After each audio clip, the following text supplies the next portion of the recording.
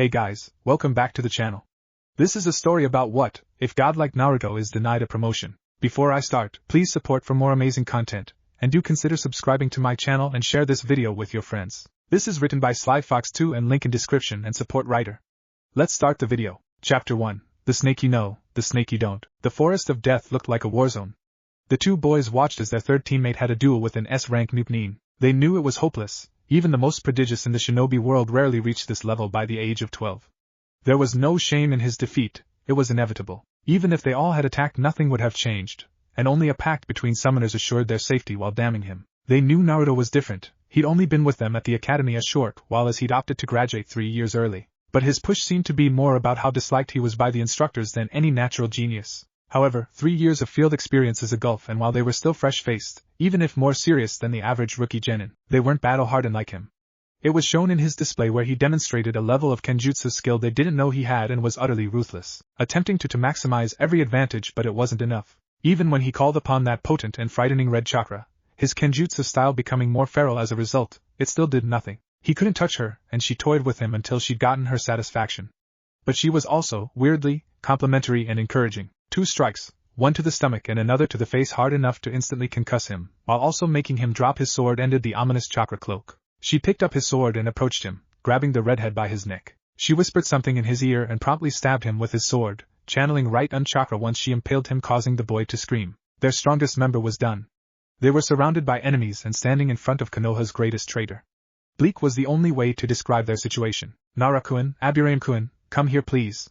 It sounded like a request, but it was clearly an order, and both boys obeyed. She handed them a scroll to their confusion. I know you'll report this to my former sensei when you make it to the tower, but if anyone other than Naruto should receive this scroll, I'd have to kill both your clans in their entirety. Do we have an understanding?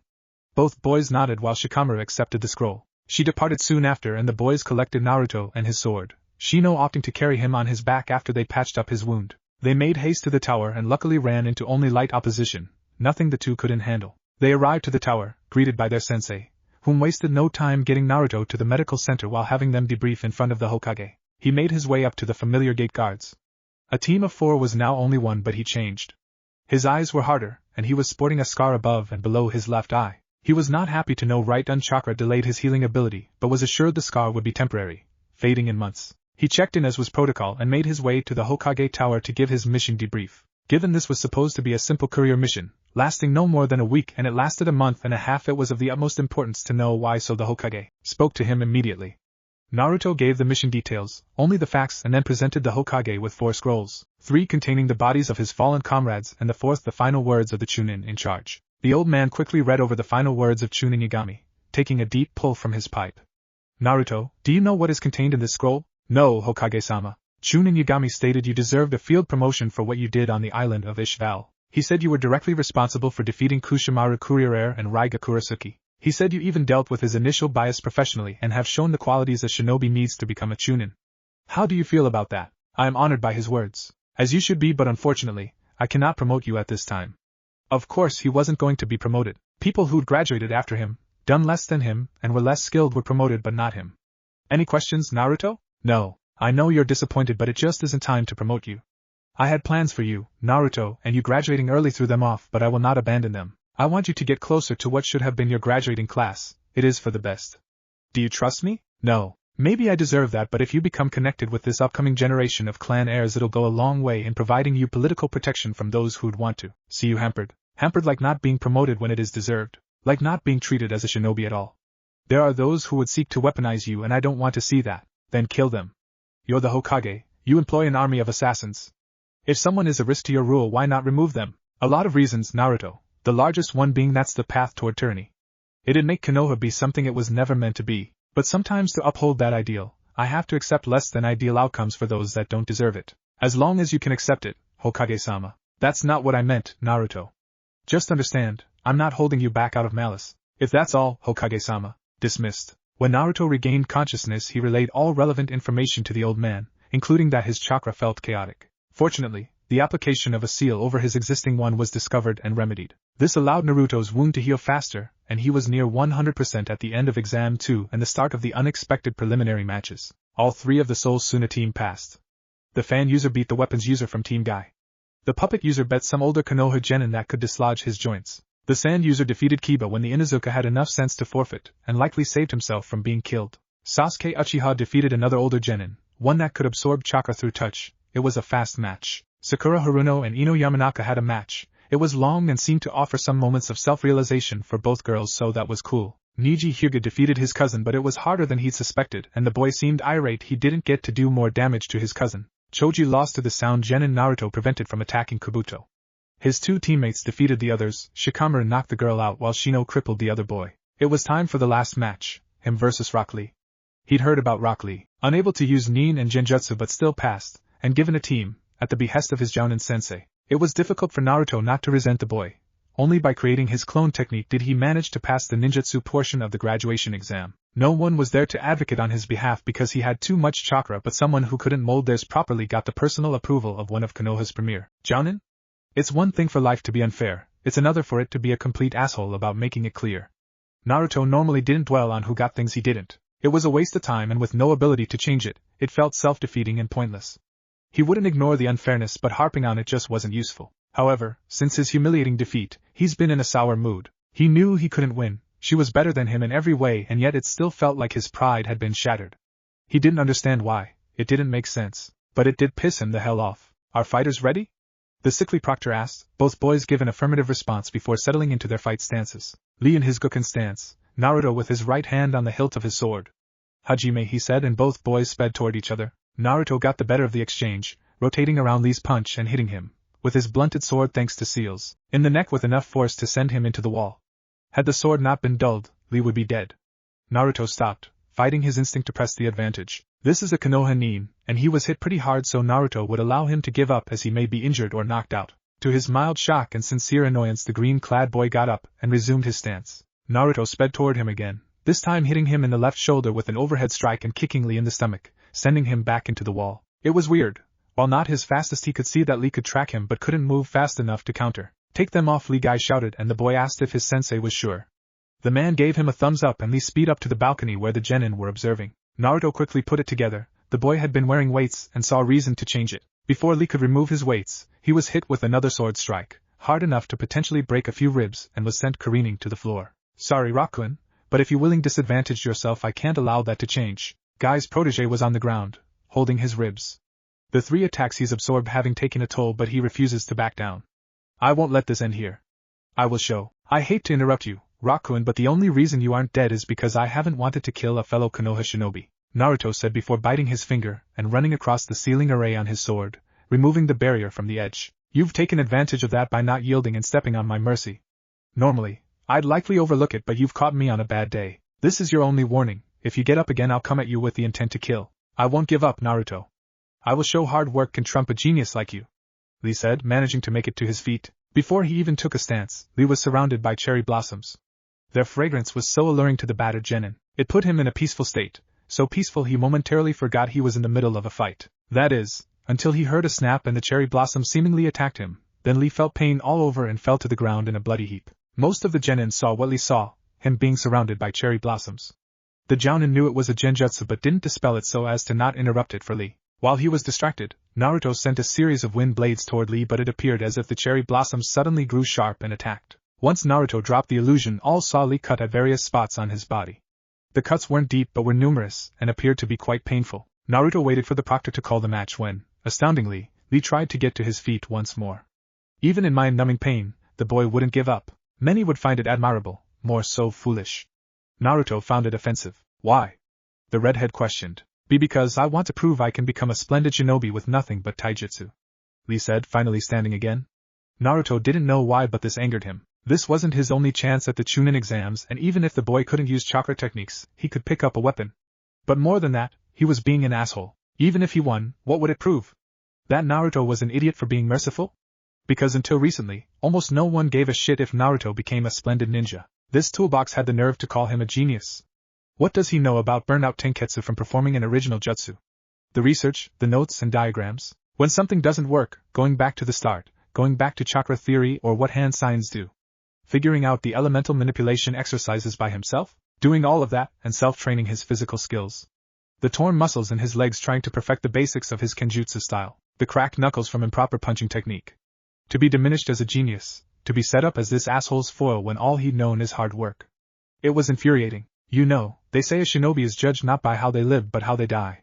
I'll make sure you'll be remembered as a splendid shinobi, Rakuen, the Uzumaki said with menace and then blurred once again, intent on cutting down this arrogant boy that dare label him. However, his attack never reached Lee as Naruto was met with a powerful force and sent into a wall himself by Lee's sensei, Guy. Naruto's back hit the wall with a thud and he was seeing double. However, he was coherent enough to make out Guy standing over his fallen student. This only enraged Naruto further as in the moment, he truly believed Guy wouldn't have attacked any other genin in attendance. But he openly attacked the sacrifice, likely not fearing any repercussions.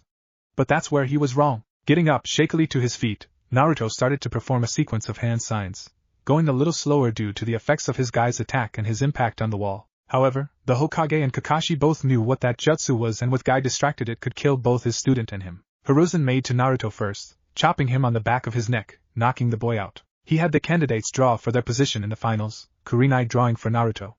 As they were dismissed she made her way to Guy. If you ever attack my student again, I will kill you, Guy. There's no need for that, Kurenai-san. I had to protect my student. Then you should have ordered him to concede the match, but you encouraged him to continue on. What, Naruto was supposed to continually hold back for his and your ego? No, I don't care why you did it, never attack my students again, she said before she walked out. Guy knew she had a point and started to question if he'd given Lee some bad habits because he over-identified with the boy. Before he could leave the tower he was greeted by Kakashi. He knew his longtime rival was angry by the subtle cues in his body language. Ones most would miss, but the two had been friends long enough that it was obvious to the taijutsu master. Kakashi, before you say anything Guy. What needs to be said? You couldn't abandon your student to his fate. You had to intervene lest Lee be killed. Yes, but I went overboard. I'll apologize to Naruto-san promptly. You can, but the damage has been done. He likely believes you wouldn't have done that to anyone else. You want to guess why? The green-clad man looked stricken. I hold him no ill will, Kakashi. You know that. Of course I do. I know you. He doesn't. He just knows you attacked him in front of the Hokage and a team of foreign ninja with impunity. Naruto woke with a start and quickly realized he was in the Hokage's office. He surmised that either the old man knocked him out or one of his many lapdogs did. A tantrum wouldn't do him any good, but he, to his mind, had every right to try to kill that helmet-haired bastard. It was an unprovoked attack in the middle of official Konoha proceedings. The aged Hokage saw his guest had finally returned to the waking world and called him over. There was much they needed to talk about. Naruto, how are you feeling? Like I got blindsided by a jounin. Yes, that was unfortunate, and Guy will be here to apologize soon. He'd be here now if I hadn't told him he needed to wait so we can talk. Talk about what? Oh, how you were going to attempt to kill a senior Konoha shinobi after attempting to kill a fellow genin. Who you'll be fighting in the finals and who will be training you. I don't see how there is much to talk about. Lee should have conceded, but he didn't. I had every right to kill him and avoid taking damage in some desperation play. Guy had no right and no need to attack me. As for everything else, I'm pulling out of the exams. Why? Hiruzen said evenly, but was surprised Naruto would quit. Because you aren't going to promote me anyway. Now my team makes it and I don't hold them back from promotion. Naruto, that isn't true. You have as good a chance as anyone, though what you attempted to do to Guy will have to be noted. Of course it'll be noted. I don't care, I'm done. There's no point to this. You won't let your pet fox have any kind of authority over someone, so why pretend? So I can entertain people I don't like? No, I'm done. Naruto, I've never treated you like you were the fox. You may be unhappy with me, but I deserve more credit than that. How do I know why you do the things you do if you don't tell me? 3 years you left me in the reserves while people not as good or dedicated as me got a jounin sensei. 3 separate misanked missions, 3 recommendations I'd be promoted to chunin, and you ignore them and won't tell me why. You ignored the last words of one of your shinobi, and my graduating class? Most of them wondered why I was still a genin. People who graduate early aren't supposed to be stuck on the lowest rung. They questioned my abilities, and what could I say? You were intentionally holding me back? What a whiny asshole I'd look like then. It's bad enough you let them all treat me like an infectious disease and tell me to deal with it. It was worse still when you've lied to my face but tell me to trust you. But now, you won't even give me what I've earned and you want me to be happy about it. Hiruzen knows Naruto is right. The boy has no reason to trust him. He is keeping things from him, trying to hide his past misdeeds, done with the best of intentions to protect the village and Naruto. But it's a house of cards, one in which Naruto acknowledged as an adult, by turning 16 or a chunin would topple. He's worked hard to fix what he's broken, but he hasn't managed it yet, and Danzo has only made the situation worse. Hiruzen knows he should have killed the man years ago. He was always too light on those he considered friends, and it allowed the man too much power in the shadows of the village. A village can't have 2 leaders just like a person can't have 2 masters.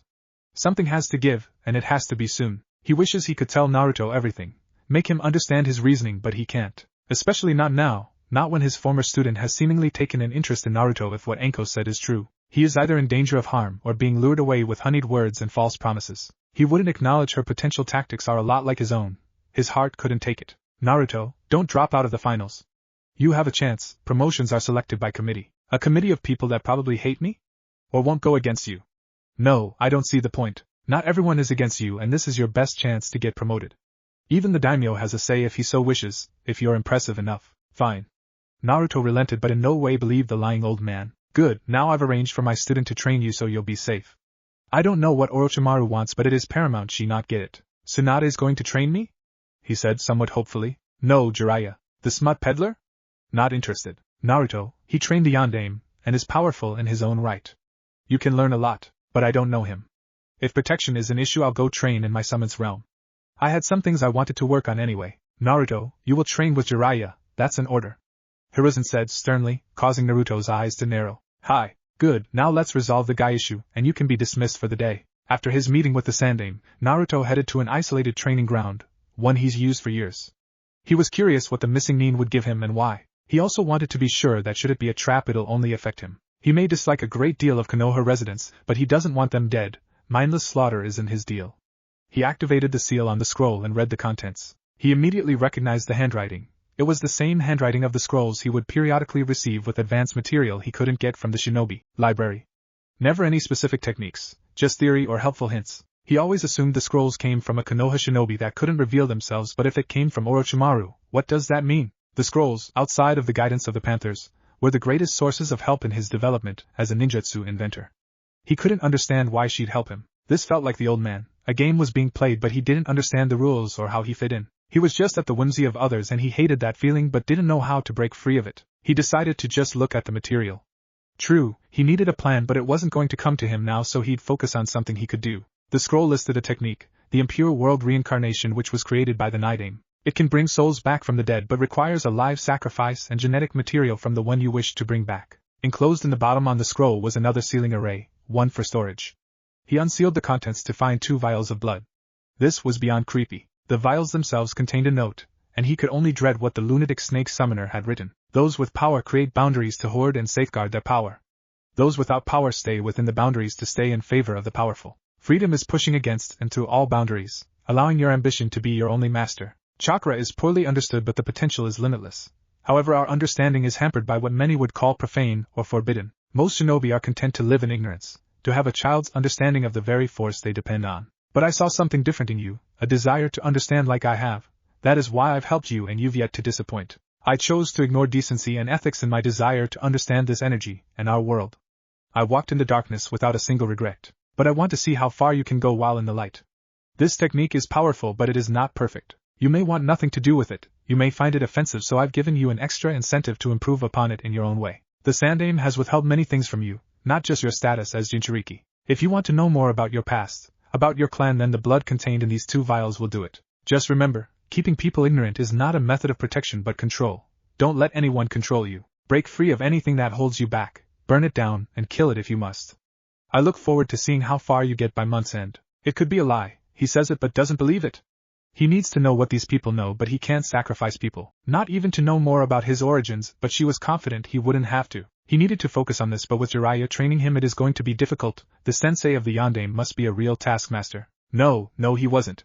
He was a lazy ass that put forth minimal effort, and was constantly distracted with any halfway attractive woman around. Naruto would be annoyed, especially since this man was clearly here to be his watcher more than his trainer, but his negligence was beneficial so Naruto wouldn't complain. Though, he'd rather train with Kurenai-sensei since she actually gives a damn, and has been helpful coming up with intensive chakra control exercises for him. She, however, was called away on a special detail which Naruto found a little convenient.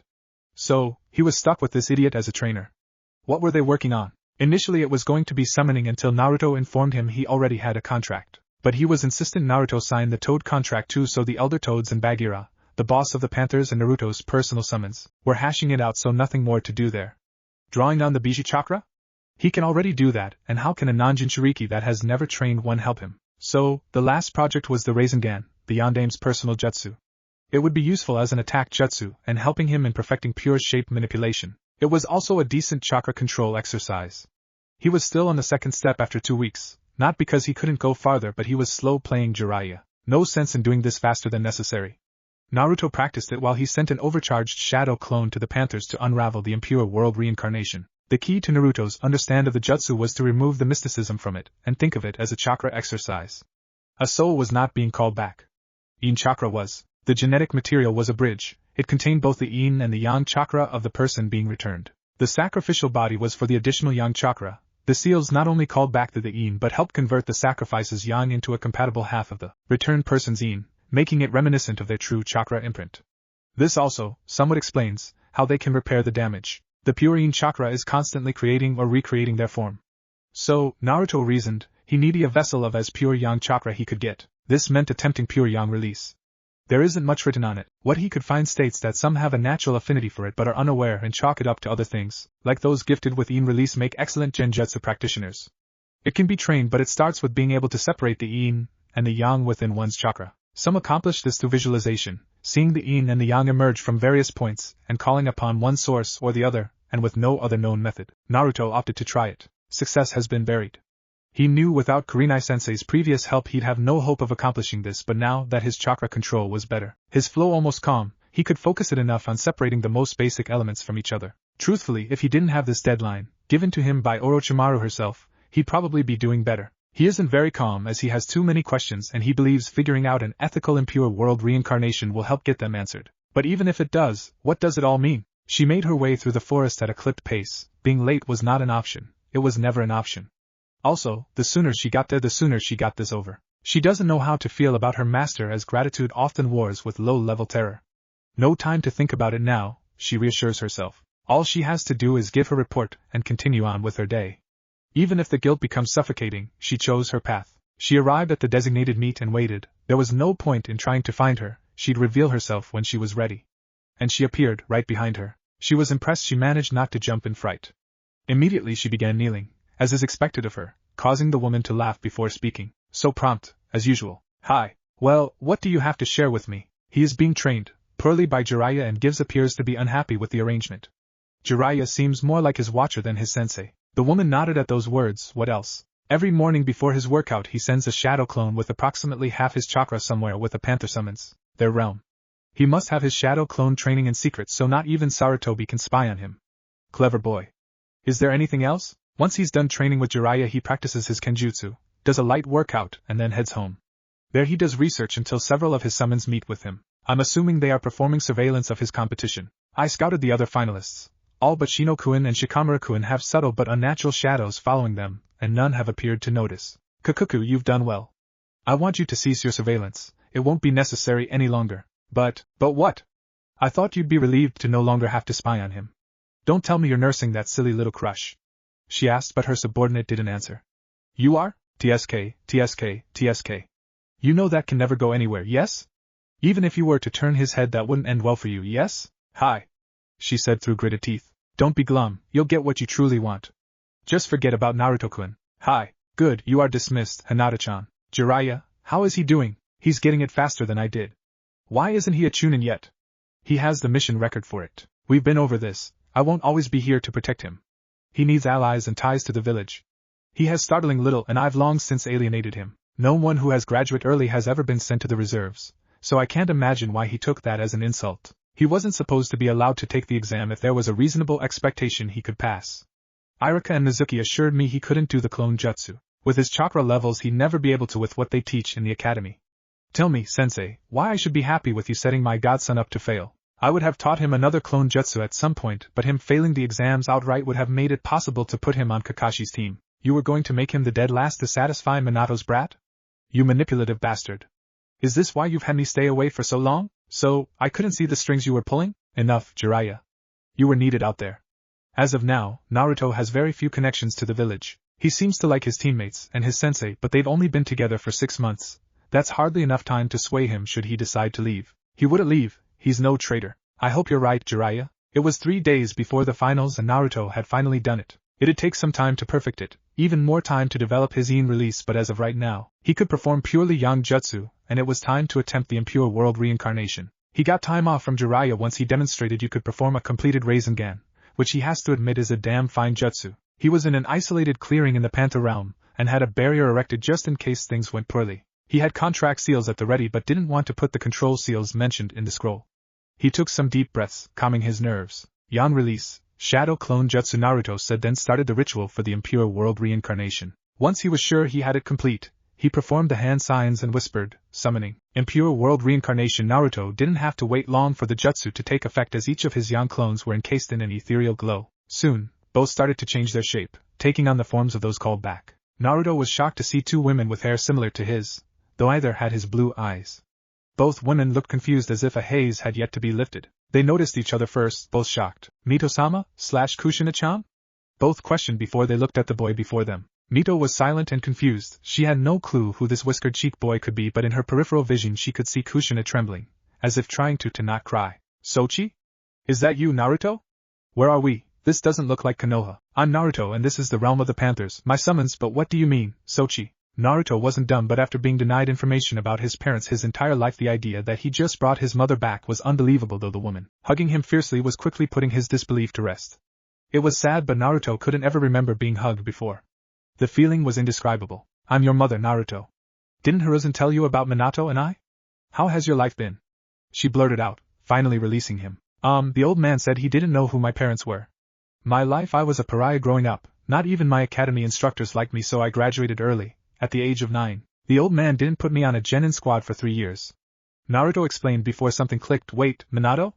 You don't mean? Yes, Sochi, the yandame was your father. I hope you don't hate us for what we did. I argued against it, but Minato was convinced you'd need the Kyuubi to defeat the man that attacked us the night you were born. I don't hate you. I guess I just wish things had been different. Almost everyone treated me like I didn't exist. Naruto-kun?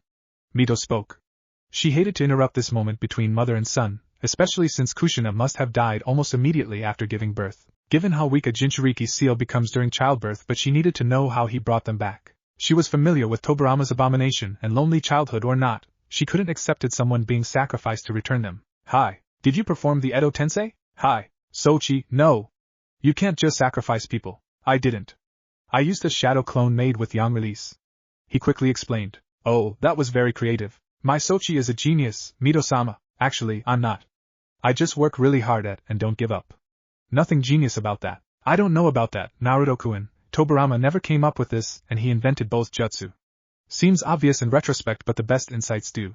Mito said. Era, you knew the Nidame? Yes, I did. He was my brother-in-law. I'm Mito Senju Neuzumaki, and your predecessor. How so? I was the first Jinchuriki of the Kyuubi. Kushina here was the second. Were you both hated too? No, Sochi, no one knew we contained it. And I don't understand why Sarachan would tell others. Mito said before a realization hit her. Naruto-kun, if you didn't know who either of us were, why did you summon us? Orochimaru gave me the jutsu to figure out, and said if I did I'd have answers about my history. You're Orochimaru's student? See, you are a genius. She wouldn't bother with someone untalented. No, she's a missing nin and considered Konoha's greatest traitor for illegal experimentation on villagers. He said to receive a fist to his skull. Why would you trust the word of a missing nin? Because I was desperate. The old man keeps me in the dark about everything concerning my past. He's manipulating me and I don't know why. I need all the information I can get in case. In case what, Sochi? In case I need to abandon the village. He's already denied me a Chunin field promotion 3 times and never once explained why. I don't trust him and I don't like the villagers, so I need to make arrangements. Is it really that bad? Kushina asked, shame filling her for what she allowed to happen to her son. The villagers deny my existence. They've never hit me or anything, but I know I'm not wanted and being stuck as a genin isn't raising my profile. I don't get it. Why wouldn't Hiruzen want you to be a Chunin? Yes, you get more authority and can take on dangerous missions, but rookie Chunin are hardly exposed to top-secret documents or state secrets. Kushina said. Mito sat quietly, piecing together everything she knew about Konoha law and what Naruto told her, and came to a conclusion. I think I may know why, but it doesn't make sense for it to be the reason. She started. And proceeded to explain her theory. Hiruzen never much cared for the daimyo's satellite residence, the place he stayed when visiting Konoha. It was too ornate for his tastes, and gave the feeling of being both too open and claustrophobic. He was curious why the daimyo had summoned him. The two usually speak after the exams are finished. They had a good working relationship but weren't close. Not like Hiruzen was with the man's father or how he was close to Minato. He arrived in his sitting room and was surprised when Danzo was there as well. Hiruzen bowed to the daimyo and took his seat. Immediately he felt off as someone. Hiruzen reasoned one of the guardian ninja, activated a seal, and Hiruzen felt his chakra become suppressed and out of his control. He saw Danzo came to the same realization. This was a trap, They had both been restrained, and while strong, given their advanced age they were weak without their chakra to buttress the ravages of time. Thank you both for arriving so promptly. There is a matter we need to address, and I didn't want either of you to do something foolish, like try to manipulate me with a stolen Sharingan, the daimyo said while staring at Danzo. The man couldn't hide his shock and cursed he couldn't summon his root to extract him. Your shadows are already dead, Danzo. How dare you come to my residence with armed guards and try to hide their presence from me?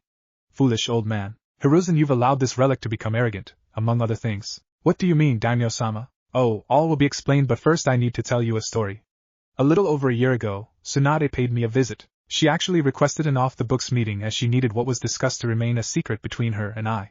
I, of course, was surprised. Tsunade hadn't been involved in shinobi affairs in decades but never acted contrary to my interests, so it was neither here nor there. When she arrived, she relayed to me a story of her own. How she'd met a young Uzumaki boy. Said he was dragged to her by a large, talking panther that requested her help. She was able to save him but not his Chunin leader. She spoke to the boy, asking subtle questions, and coupled with what the Chunin said before he succumbed to his injuries, she concluded the boy knew nothing of his clan or parentage. Apparently, he was a pariah due to his status as a Jinchuriki, and his ostracization was near universal. She said he claimed he had existed on his orphan stipend until he graduated.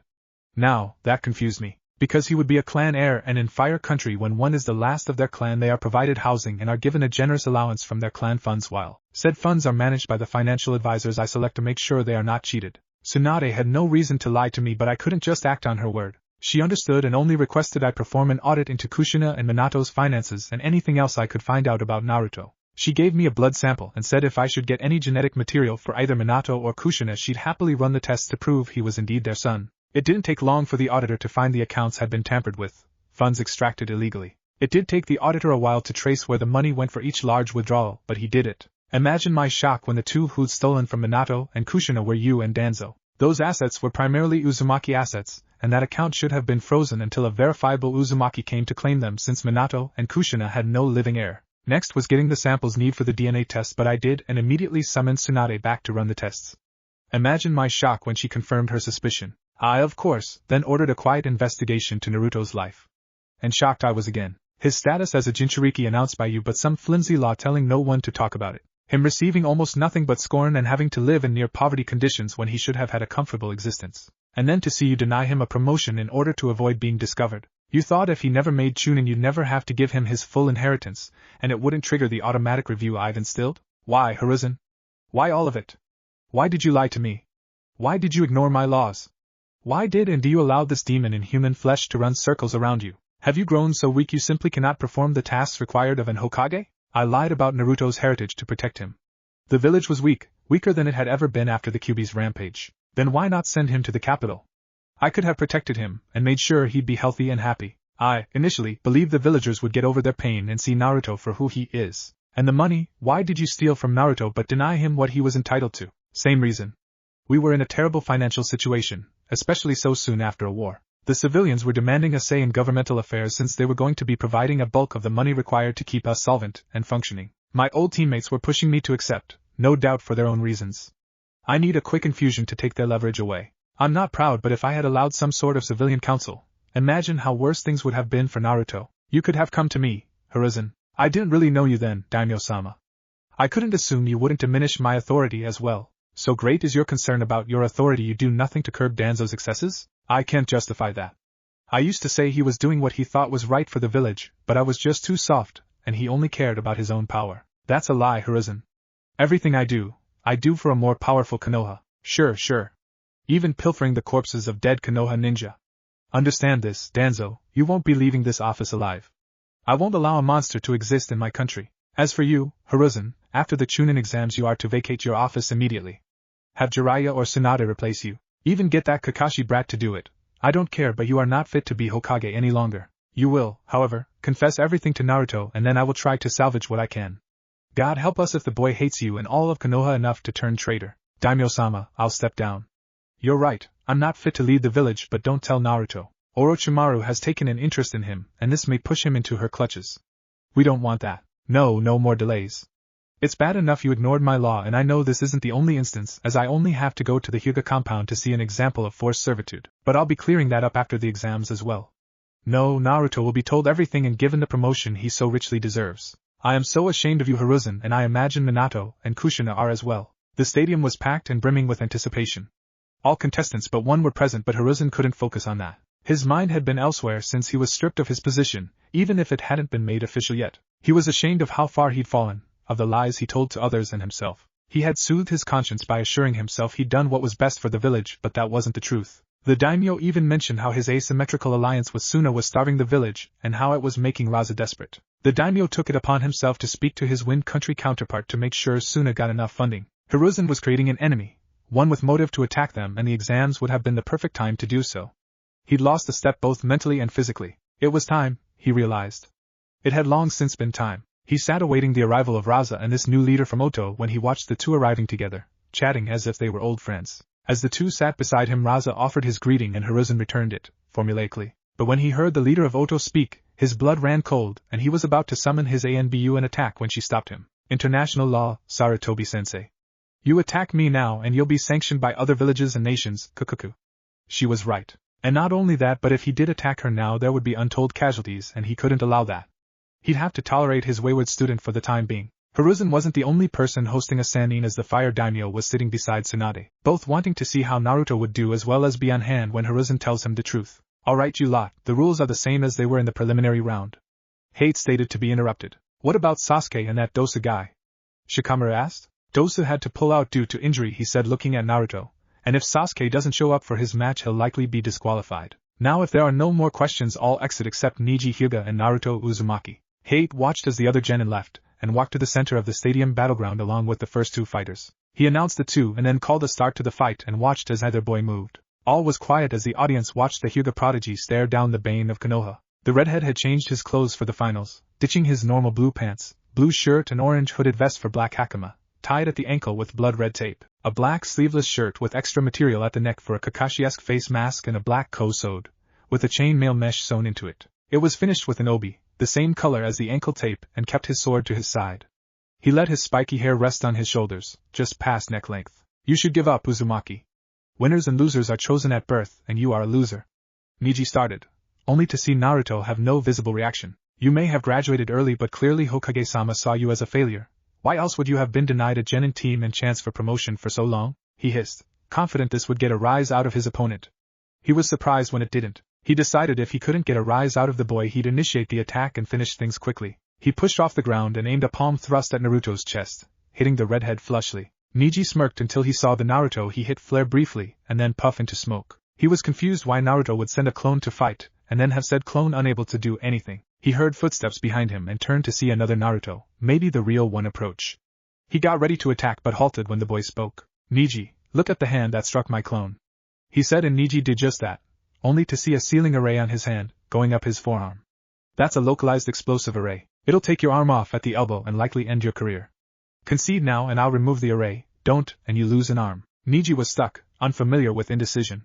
He'd never heard of a clone that could impart a seal on someone when struck, but then again, he wasn't aware of corporeal clones that dissolved into smoke either. His opponent put him in a bad position. He could try to strike Naruto, but he was too far away for him to reach the redhead before he could activate the seal. And that assumes the seal does what Naruto claims it does. He could be lying, or the seal could be a dud. If that's the case, he'd have given up due to an empty threat, and his pride couldn't allow that. He remembers the boy was hesitant to do too much damage to Lee until Lee pushed him too far, so him going for such a move as an opening didn't read to Niji. Of course, Niji wasn't and couldn't have been aware of Naruto's current mental state. He'd felt his heart fill with the time he spent with his mom and Mito, who he called Bachan, much to the lady's delight. But there was a burning anger as well. The Sandaime had denied him much, for what reason Naruto didn't know, and wouldn't ascribe a motive to the man because it didn't matter. Outside of his team and those he'd worked with in the past, he didn't care about Konoha Ninja. He wasn't one of them, and they truly were them now. He saw them as weak-minded traitors and cowards, unworthy of his parents' sacrifice and his father's trust. No, he didn't blame Minato for his childhood, he blamed Konoha for not trusting their alleged hero even when all evidence stated they should. In the preliminaries, the Fuin Bunshin would have been preloaded with a paralysis tag because he didn't want to hurt a comrade. Now, Niji isn't a comrade, just a potential enemy. Niji decided to call Naruto's bluff and charge toward the boy. He didn't have to wait long to realize his mistake. A quick flare of chakra is all it took, and suddenly the arena was filled with the screams of Niji as he clutched what was once his arm. It was lucky for him that the position of his arm didn't allow bone fragments to fly into his eyes, but he did have some burns and cuts along his side and leg. Hate quickly called an end to the match and called forth the menin. Naruto silently retreated to the contestant area. Both Shikamaru and Shino gave him a nod of acknowledgement, and he formed a small smile. That was quite vicious. Horizondano, what jutsu was that? Raza stated. Kukuku, vicious indeed. It appears Konoha can still turn out real shinobi every now and again. Hiruzen ignored his student as he began to answer Raza. Indeed, but Naruto gave him a chance to concede. A shinobi shouldn't make empty threats, and Niji had no reason to call his bluff if he couldn't recognize the array. Also, I believe Naruto-kun calls that a Fuin Bunshin. He was inspired by the Yandame's ability to apply seals with just a touch but has taken it to new level. Such advanced seal materialization, he certainly has my vote for Chunin, Orochimaru said. I must agree. While short, he did enough and revealed very little of his abilities. Raza added. Hiruzen simply nodded. The Jounin sensei were quiet at the end of the match. Truthfully, none knew what to expect out of the match. Niji was hailed as a genius, whereas rumors circulated that Naruto had killed 2 A-rank shinobi in a single mission. However, he kept most of his skills hidden, though demonstrated an impressive amount of kenjutsu skill against Guy's clone. That was most unyouthful. Lee exclaimed, seeing his rival defeated and mained by the same boy that so easily defeated him was hard to accept. Guy-sensei, we have to get to Niji. Tenten said, but saw her sensei shake his head. We'd only be in the way. Niji is going to need a lot of help, and the Mednins need to be focused. As far as it being unyouthful, he was given a chance to submit, just like you were. It is, at times, laudable to not give in, but as a Chunin you need to know when to back down for the sake of the mission and your comrades. I don't fault Naruto. He told Niji exactly what would happen if he attacked again. You're okay with what he did? That was a comrade he crippled. Tenten yelled. Yes, it was, and it was a comrade he tried to spare. Tenten, what would you have him do? Hold back and allow Niji to continue attacking? Seeing the girl refuse the answer, he continued. Niji put his health on the line in the belief Naruto wouldn't hurt him. Like you, Lee, he was going to take advantage of his mercy. The difference is, this time Naruto didn't give more than one chance. As such, Niji's injury is my fault. I've instructed you poorly if none of you know how to stand down when you're outmatched. Guy finished, sounding more subdued than he ever has. Asuma and Kurenai could see he meant every word, and while Kurenai still had some negative feelings toward the senior Jounin, she wouldn't wish the belief you failed your students on anyone. You think he did enough for a promotion? Asuma asked. I hope so, he's clearly ready. I've let him run some of our C ranks, and he's done well. He's clearly paid attention to what other Chunin did when he was stuck in the reserves. Kurenai answered. Close by the Jounin sensei sat Enko. She never really had an opinion on her fellow pariah, not until she had expressed an interest in him. She was one of the few that saw the footage of their kenjutsu battle before the cameras cut out. He wasn't on her level, nowhere near, but he was good, willing to change tactics on the fly to keep a superior opponent guessing. He also didn't hesitate to go for the kill. Normally, that kind of ruthlessness would be something Enko praised. But Orochimaru taints everything, and Enko couldn't help but be wary of the container. She didn't know why Orochimaru was interested, but it couldn't be for anything good, and given the boy's experience in the village, he had the signs of a flight risk, one that may run straight to the snake. His willingness to, potentially, end the career of a fellow Konoha ninja demonstrates how little connection he feels for the place. Orochimaru will exploit every weakness to get what she wants, and to Enko, Naruto looked like an easy get. Hate was instructed to delay Sasuke's match and to move through the rest of the order. The next in line was Shikamaru and Temari. Shikamaru complained a lot about having to fight a girl, wondering if he should just forfeit. Shino and Naruto pushed him over the railing so he'd have the chance to do so, much to his annoyance and their amusement. It was a good tactical matchup, and he managed to ensnare Temari but forfeited as he was out of chakra, shocking everyone but his teammates, sensei and fellow clansmen. Shino fought Kankuro, and it was a little faster paced than Shikamaru's fight, but still relied on inventive tactics. The boys fought to a double knockout as Shino was poisoned and Kankuro was entering chakra exhaustion. Finally, it was time for Gaara to face Sasuke. The match was almost called as the Uchiha, and Kakashi arrived at the last possible moment. It was a good fight, Naruto felt. Sasuke had some decent speed and made good use of it. Naruto thought the lightning jutsu was a mistake when he could have used the genjutsu, and that was proven correct when Gaara turned into a miniature sand thing and trounced the Uchiha, who used too much chakra on that move. Luckily he escaped without serious injury as the Kazekage got Gaara under control, and it was time for the semi-final round, Naruto versus Temari. Temari was trying to quickly come up with a strategy. She'd used a lot of chakra in her first fight, and hadn't had a chance to recover much. She knew the redhead was dangerous with his sword, and she couldn't allow him to get close to her, but his speed would be hard to negate. She reasoned if she could unleash a wind jutsu fast enough she could create some space and control the match. He hadn't shown much in the way of ninjutsu, and she didn't believe he could match her futon mastery. Naruto wasn't planning out a strategy, he already had one. Thanks to his summons spying on the competition, he was aware that Temari was overly reliant on her war fan. If he took that away, she'd be in a poor position and possibly give up. He knew just the thing. About 6 months into his own research, Naruto started building his own jutsu theory. It was slow, it required a lot of reading, testing and revisement, but he felt he was truly onto something. While most ninjutsu seemed to be of the elemental variety, It didn't explain the ninpo, the jutsu that were predicated on a specific element. How did chakra become a poison gas, for instance? No one really knew. Naruto posited, what if ninpo are based on the elements but by combining, at least partially, the behaviors of one element with the property of another? Not all could be understood like this, and one would have to incorporate yin and yang as well, but he believed he was on to something. He hadn't managed to create many jutsu out of this insight, but it has affected his kenjutsu. Naruto learned early on he had a wind affinity, and wind is said to be the sharpest element, though lightning is great for piercing. Naruto wondered what would happen if one took the sharpening process from wind and incorporated lightning's high frequency? Sound. You got sound, and the better he got at grinding wind faster and faster the closer he got to what became his supersonic blade. This type of chakra flow is the sharpest, not even a vacuum blade compares. This was the key to his plan. Temari was about to lose her main weapon. Hade called a start to the match and Naruto blurred in front of Temari, not giving her a second to react. She just had time to start to open her fan before she heard a faint ringing in her ears. Next thing she knew, her fan was in tatters and she had a sword to her throat. Yield, the shorter boy said, and she quickly complied. Many in the crowd had trouble following the action. They saw Naruto blur from view and then a series of flashes before he appeared beside Temari and her fan was cut up. The Chunin and Jounin, however, could follow it and were impressed. Asuma was confused. That was wind, but it didn't behave like wind, Asuma said. What do you mean, Asuma? Guy asked. Kurenai already knew about his supersonic chakra flow technique but saw no need to expound on it. Wind chakra is created by sharpening your chakra to a fine point and unleashing it. That's why it's ideal for cutting. It doesn't, however, emit a sound nor does it become visible. Lightning does that, but that wasn't lightning. Kurenai, do you know what that was? Yes, and I won't be divulging it. If you want to know, asked Naruto.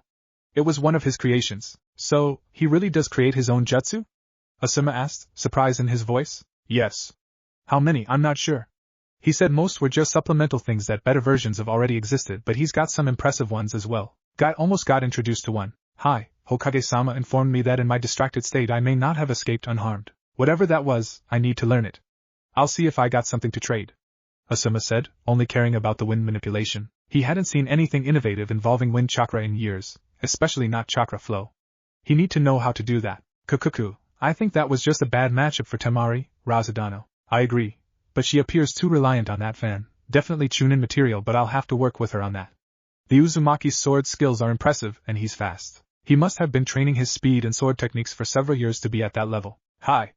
I believe Naruto-kun picked up Kenjutsu his second year at the academy. Oh, then you have some really good Kenjutsu instructors, Raza stated, which caused Orochimaru to giggle, much to Hiruzen's annoyance. No, he self-trained until he became a summoner, and trained those skills with them. Either way, he is quite skilled. I wonder how he'll fight Gaara. Kukuku, I wouldn't be shocked if he forfeited. He certainly earned a promotion. If that's the case, I expect you out of my village within the hour, Orochimaru. Why so hostile, Sarutobi-sensei? She said with a grin on her face, annoying the Sanding further. Fine, I'll vacate. No need to cause an international incident. Naruto was on the arena floor, debating if he should forfeit this next match. He'd proven all he needs to, and if the old man doesn't promote him, no one can say it is due to a lack of skill or ability. That makes this match completely pointless. Another part of him wants to stay. He wants people to see him, the social pariah and outcast, run through the competition, to easily defeat the prodigy, the strongest kunoichi in the competition, and finally, Suna's mad Jinchuriki. He wasn't sure Gaara was one until his match with Sasuke, but he has a way to incapacitate the boy. It would put some emphasis on the day and let all know Naruto Uzumaki isn't the one to try. But that's ego, and a ninja doesn't need ego. Why reveal any more than he needs to? It was difficult. His pride was telling him to just win the damn thing outright. But he's accomplished his mission, and as a shinobi, that's a sign it's time to come home. I forfeit. I believe I've done enough to earn my promotion. I have nothing left to prove, Naruto announced, and saw Hate nod before he exited the arena via Shunshin to appear by Kurenai, who gave the redhead a hug and congratulated him on performing so well. Hate crowned Gaara the winner, though the boy didn't look pleased, and called the Chunin exams to a close. Just as they were starting to depart, an ANBU appeared by the Jounin sensei to retrieve Naruto, per the Hokage's orders. Naruto couldn't hide his annoyance. He wanted to go check on his teammates, though he suspected Shikamaru was just napping in the med bay. Naruto arrived with the ANBU to the Hokage tower, and was escorted to the Hokage's office. Naruto really didn't understand why this ANBU was on his ass, but he just ignored it. She was only following orders. When got to the office door, he saw two samurai standing outside it, which was weird. The ANBU ordered him to stay there until he was called, and then she went inside the office. Those were some pretty sweet sword skills, kid. Never thought I'd see a Tenkan user, especially not a shinobi one. You know my style? Yes, it's an old style, but most people can't learn it due to the damage done to the leg muscles. How long have you been practicing, and how many steps from the Shikuchi was that? I started learning when I was 7 from a scroll that was gifted to me. and I was 3 steps shy. While I can move faster, I can only go up to 2 steps for the Shikuchi until my body matures. Naruto said while rubbing the back of his head. He wasn't used to being praised by strangers nor getting to talk kenjutsu. It was nice. Impressive, the same samurai said. Oh, and just a word of warning, the daimyo isn't there, so mind your manners. Thanks. Being an orphan, that stuff doesn't come naturally, but I'll do my best, samurai-san. It's Sojiro, kid, and this is Shishio. Naruto Uzumaki, nice to meet ya. Likewise, Shishio said. The trio continued to chat away until Naruto was summoned into the office.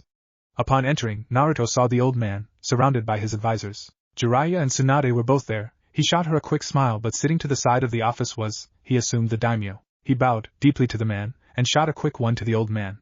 He hated the weak, old bastard, but it did do him no favors to act like a brat now. Hokage-sama, he said evenly. Naruto-kun, please sit down, we have a lot to discuss. First, I want to congratulate you on your promotion to Chunin. It's long overdue, Hiruzen said and saw Naruto's jaw tense for a split second. Thank you, Hokage-sama. No thanks necessary. Next, Naruto, I have to tell you some things that will not be pleasant for either you nor I. I just want you to listen completely, and then we can discuss where we go from here. He saw the redhead nod and continued. After the Kyuubi attack, the village was in a vulnerable position, and the Hokage position was as well. We needed more funds to keep ourselves functioning, but the more wealth civilians wanted power in exchange. I could levy taxes, but they could also leave. I couldn't afford to call their bluff or wait them out, so in a moment of well-intentioned idiocy I pilfered from an account. An Uzumaki account, your inheritance. I won't lie, it was a large sum, though I managed to pay it back years later. With interest, I didn't watch the account as closely as I should have. Another person also took a generous sum from the accounts. He never repaid what he stole, likely banking on blackmailing me should I call him on it. Trying to fix what I did or allowed to happen has taken a long time, and truthfully, you have not been made whole. That is why I have delayed your promotion. When you become a Chunin, you are a true adult, and in accordance with Daimyo-sama's laws, are granted full access to your clan funds and vaults. You reaching this rank also triggers an automatic audit from an accountant approved of my Daimyo-sama himself. He took a moment to collect himself, and then continued. This law, designed to protect the last member of loyal Konoha clans, would have dictated you be provided a house and a plot of land with the option to expand your property up to 10 years after you made Chunin. The issue is, for me to have followed the law for you, it would have required my revealing who your parents are, as the funds to purchase the land comes from a tax paid by all shinobi clans. Even yours has paid into this account, even though there have only ever been 3 members residing here. Naruto, your parents are the Yondaime Hokage and Kushina Uzumaki. I know. How? That hardly seems relevant, Hokage-sama. Please continue. If any of your parents' enemies realized they had a child, one that was unprotected in a village trying to recover from a massive attack, you'd either be kidnapped or dead. That's not entirely true, Hiruzen. Tell him the whole truth. The daimyo ordered. I could have sent you to the capital. Minato and Daimyo-sama were close, and the royal family has always had a good relationship with the Uzumaki, which is why much of their wealth wasn't lost during Uzushio's downfall. I didn't send you away because I wanted you to grow to love Konoha and desire to protect it like your parents did. How could revealing my status be any safer than revealing my parentage? I believe the people would follow Minato's wish to see you are a hero. I underestimated the hurt they carried and how my law only allowed the ignorance to fester. Because I didn't address the issue diligently, it left an open space for their irrational fears to grow and grow and grow. With you advancing as fast as you did, many were concerned it was the fox. Even my shinobi that should have known better. Who is the other person that stole from me, and why did you let him? His name was Danzo Shimura. He was once a friend and a long-time rival of mine. He used to head a division of ANBU called Root. While militant and misguided, he truly loved Konoha, and I used that as an excuse to ignore when he'd overreach. He was executed on Daimyo-sama's orders. When did this occur? 2 days ago. That long? You let him use my family's resources for God knows what and did nothing? I won't lie to you, Naruto. I've held the seat for too long. I've been soft when I should have been firm, too trusting when I should have been suspicious, and too passive when action was needed. I've wronged you because of this, and you may not believe me or you may not care, but I am truly sorry. I know I've driven you away because of these secrets, and I won't ask you to understand, but I truly was attempting to do what was best for everyone. Naruto didn't bother responding. Whether it was true or not was irrelevant. He'd suffered because of this weak, old man, and he'd not have any of his excuses. So, what happens now? I'll answer that. You will select where you want your compound to be and have my personal architect design the house with you. We'll get started on construction as soon as possible. Hiruzen will be holding a meeting of the clan heads where he will not only inform them of your heritage, your new residence, but some other things as well. Naruto, I cannot apologize enough for what you have been deprived. You may not hold much affection for Konoha or even Fire Country, but I hope you'll allow me to rectify that. I truly respected Minato, and was quite fond of Kushina. Thank you, Daimyo-sama. Now, I believe Tsunade and Jiraiya wish to discuss some things with you, so you 3 are excused. All 3 bow, and Hiruzen gives Naruto a ticket to pick up his Chunin vest from the armory. The two leaders spoke a while more until there was a knock at the door. Hiruzen, there is one final thing you're going to have to do, and this is going to hurt more than anything else, the daimyo said before giving permission for the individual outside to enter. In walked Orochimaru. That instantly put the Hokage on edge, ready for an attack. Calm down, Hiruzen. She is here at my invitation. Orochimaru has provided me proof that everything she did she was ordered to do by Danzo, and seeing as how you did virtually nothing to stop him, she shouldn't be held responsible for the orders of a superior officer. As such, effective immediately, Orochimaru is to be reinstated as an elite jounin of Konoha. All crimes pardoned without exception. No, this is a bridge too far. It isn't a request, Hiruzen. This is an order, and this will be one of your last acts. I expect you to announce her return within 48 hours. Do I make myself clear? Hi, Kakuku. I'm so happy to be back, Sarutobi-sensei. Chapter 2, Put you on game. How did you convince him to allow you back? The daimyo had exited Hiruzen's office, and it was only Orochimaru and him, his ANBU detail having been excluded from the meeting from the get-go. It's not so hard when you know where the bodies are buried. Once he saw what Danzo and you did to Naruto-kun, he wanted more evidence of wrongdoing in the worst way, and you know me. A real pleaser, or have you erased that from your memory, sensei? She purred, and Hiruzen shrank in on himself. Shut up. Why? You never seemed to have a problem with it before. You even had a ritual after. Oh, how you promised to never do it again. It was a mistake, and on and on. Silence. I love Biwako, he said, clenching his fists. Kakuku, amazing how you only remembered that after you got off. Is that why I was your favorite, sensei? Little orphan girl that idolized you developed to your liking. Didn't even care you were using her, not even when you asked her to get an Abe. Shut up or I'll kill you, daimyo's orders or not. So indignant, sensei. Was I really so bad you shipped me off to Danzo? Even passed me up for the Hokage's position? Or was Minato just better in bed than me? You play your games and have your fun, but you'll slip up and be chased out of here again. It's in your nature, rotten to the core. Kakuku, think so? Because I think being here gets me everything I want, and you can't even lift a finger to stop me. And what do you want? Konoha's downfall? Even working from the inside it'll take more than you. Oh no, sensei, that isn't what I desire at all. One thing I want is for you to live in disgrace, and you will. Forever shamed by what you did to Naruto-kun. The rest? Well, that's a secret, she said, turning to walk away. Whatever it is you want, I'll stop you. If I honestly thought you could prevent me from what I want, you'd be dead already, she said, closing the door behind her. Naruto and the two Sannin were sitting in one of Jiraiya's apartments. Jiraiya and Tsunade both felt privacy was required for what they wanted to say. They were having an argument about who would go first, and Tsunade looked ready to punch Jiraiya, so he gave in. So, how are you doing with all this, Naruto? I don't know. It's a lot to take in. I went from making plans to flee the village to being a future clan head and independently wealthy. You've claimed 3 bounties on a rank shinobi. You're fine financially. Jiraiya chimed in, ignoring the plans to flee part. How the hell would you know? Naruto shot back. There aren't many people that don't know you have a knack for killing Kiri swordsmen. Well, I donated a lot of that to the families of the shinobi that didn't come back. It was a nice cushion, but that's about it. Anyway, Naruto, I wanted to tell you that I suspected you were Kushina's child when we met, but without proof I didn't want to say anything. That's why I went to the daimyo, to find out who you were and why you weren't living the life you should have been. I'm sorry I kept it from you as long as I did, but the daimyo thought, and I agreed, it was best to tie up loose ends. Oh, it's okay, you were actually trying to help me and not just manipulate me to protect a cover-up, he said while shrugging. If her actions improved his situation, he won't complain about it not being immediate. Was that all? Well, I could thank you for winning me a shit ton of money by taking you to dinner. I'm sure Shizen would be up for it. I'd like that. You want to bet? Why aren't you freaking out? Jiraiya asked, deeply confused. The kid negates that. I bet on him and win and nothing happens. I don't get it, but I also don't question it. I am curious why you didn't just win the whole damn thing. Gaara is broken, he only finds comfort in his madness. I wasn't there to fight a mad dog, and if he pushed me too fair Suna would be missing a Jinchuriki, and that can't be good for intervillage relations. Besides, it was only my pride pushing me to compete, but what's pride to people that perfected the art of fighting cowardly? That's an interesting understanding of shinobi, said Tsunade. I suppose it is. Well, that's all I wanted. Come to the Senju compound tonight at 8, and we'll decide something from there. Hi, see you then. She nodded and then exited the apartment. Jiraiya watched Naruto grinning like an idiot, completely misunderstanding the vibe. Alright, enough of that. I brought you here to tell you I want you to be my apprentice. Ah, thank you? It'd be an honor, but I think I have to decline, Naruto said, shocking both Sannin. What do you mean decline, brat?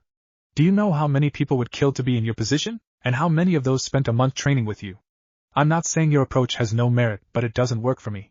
Besides, I still have a Jounin sensei, but she can't prepare you for what lies ahead. And what lies ahead? There are a group of S-rank shinobi calling themselves the Akatsuki. They want to abduct all the Jinchuriki for some unknown reason. How long have you known about this? I've been aware of them since Orochimaru joined, but I only recently found out about their goal of collecting the Jinchuriki. And knowing this, you wasted a month not being fully engaged. Why would I assume that'd be different? I just wanted you to figure things out for yourself. I'm a jutsu creator. Have been since I was 6. Please don't insult me, Jiraiya. Asking technical details about a jutsu I'm trying to learn isn't an unwillingness to work independently. Maybe that bit of information would have been applicable to another problem I currently have or something down the road. We cannot know what will and won't be relevant at a later date.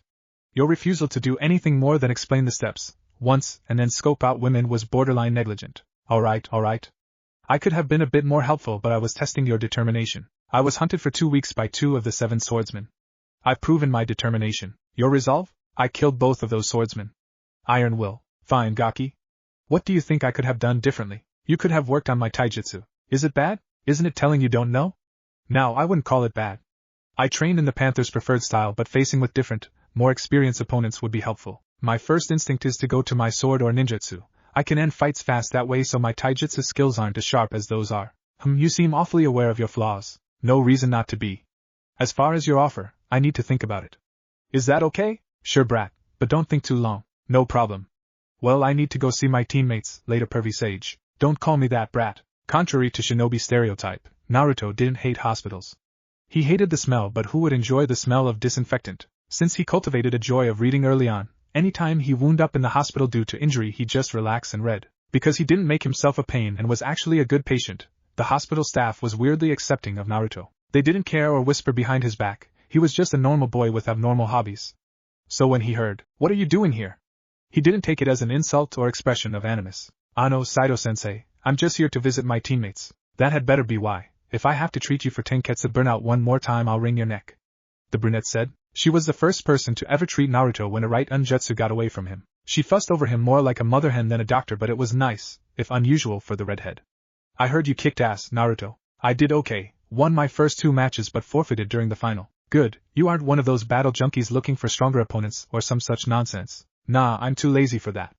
I want all my enemies weak so I can beat them and get back to my books." "You sound like an old man, Naruto." He chuckled. "I suppose I do.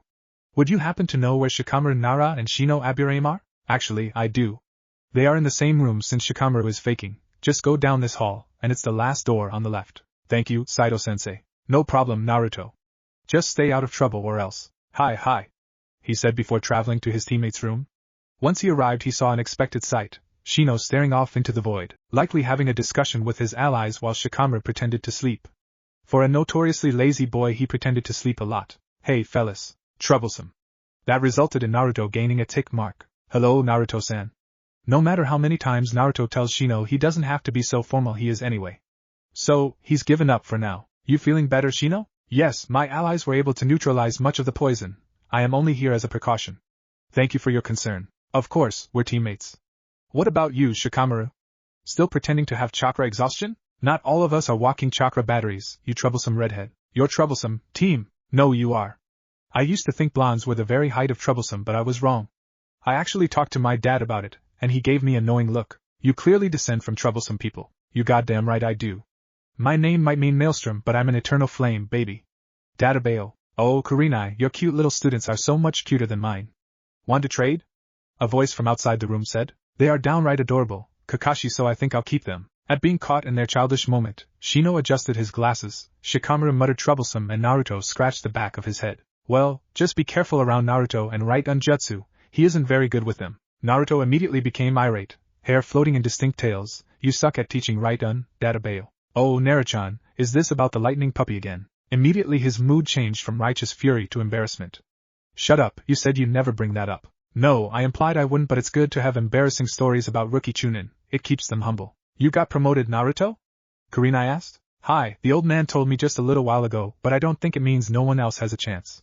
He just confirmed my early congratulations were given all around, and Naruto the team slipped into comfortable banter while Kakashi excused himself. He took a look back at Kurenai's team and knew, while he truly wanted to be directly involved in Naruto's development, this was likely the best team for him. A supportive team with no egos, and people too smart to give in to blind prejudice. His team is good, they've worked out their roles after a lot of effort, so he can't complain, but he hasn't felt the same joy as when he watched an 8-year-old Kushina clone shock himself trying to master the basics of right and manipulation. Enjoying time with people he actually liked couldn't be allowed to last, Naruto realized, as he was summoned to a council meeting by an ANBU. The same one that escorted him from the arena.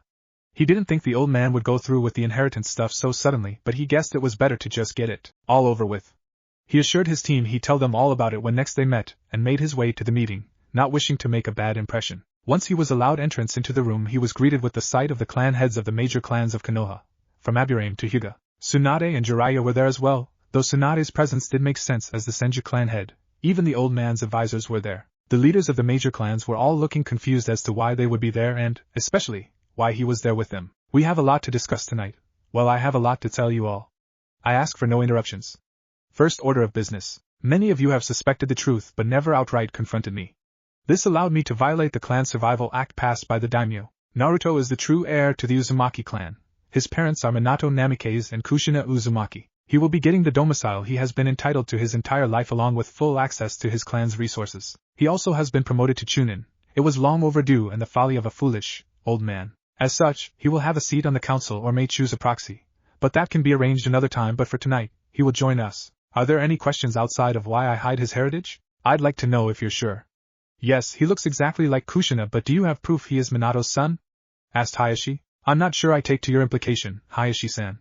He really wanted to make a good impression, but he won't let some assholes slander his mother. There'll be some fighting bastards in here before that goes down. I'm only doing my due diligence, Naruto-san. No, you're being an asshole, and if you continue to imply Kushina was anything less than a faithful wife, I'll break every bone in your body. You being a Hyuga doesn't absolve you from responsibility for your words, remember that, Hayashi.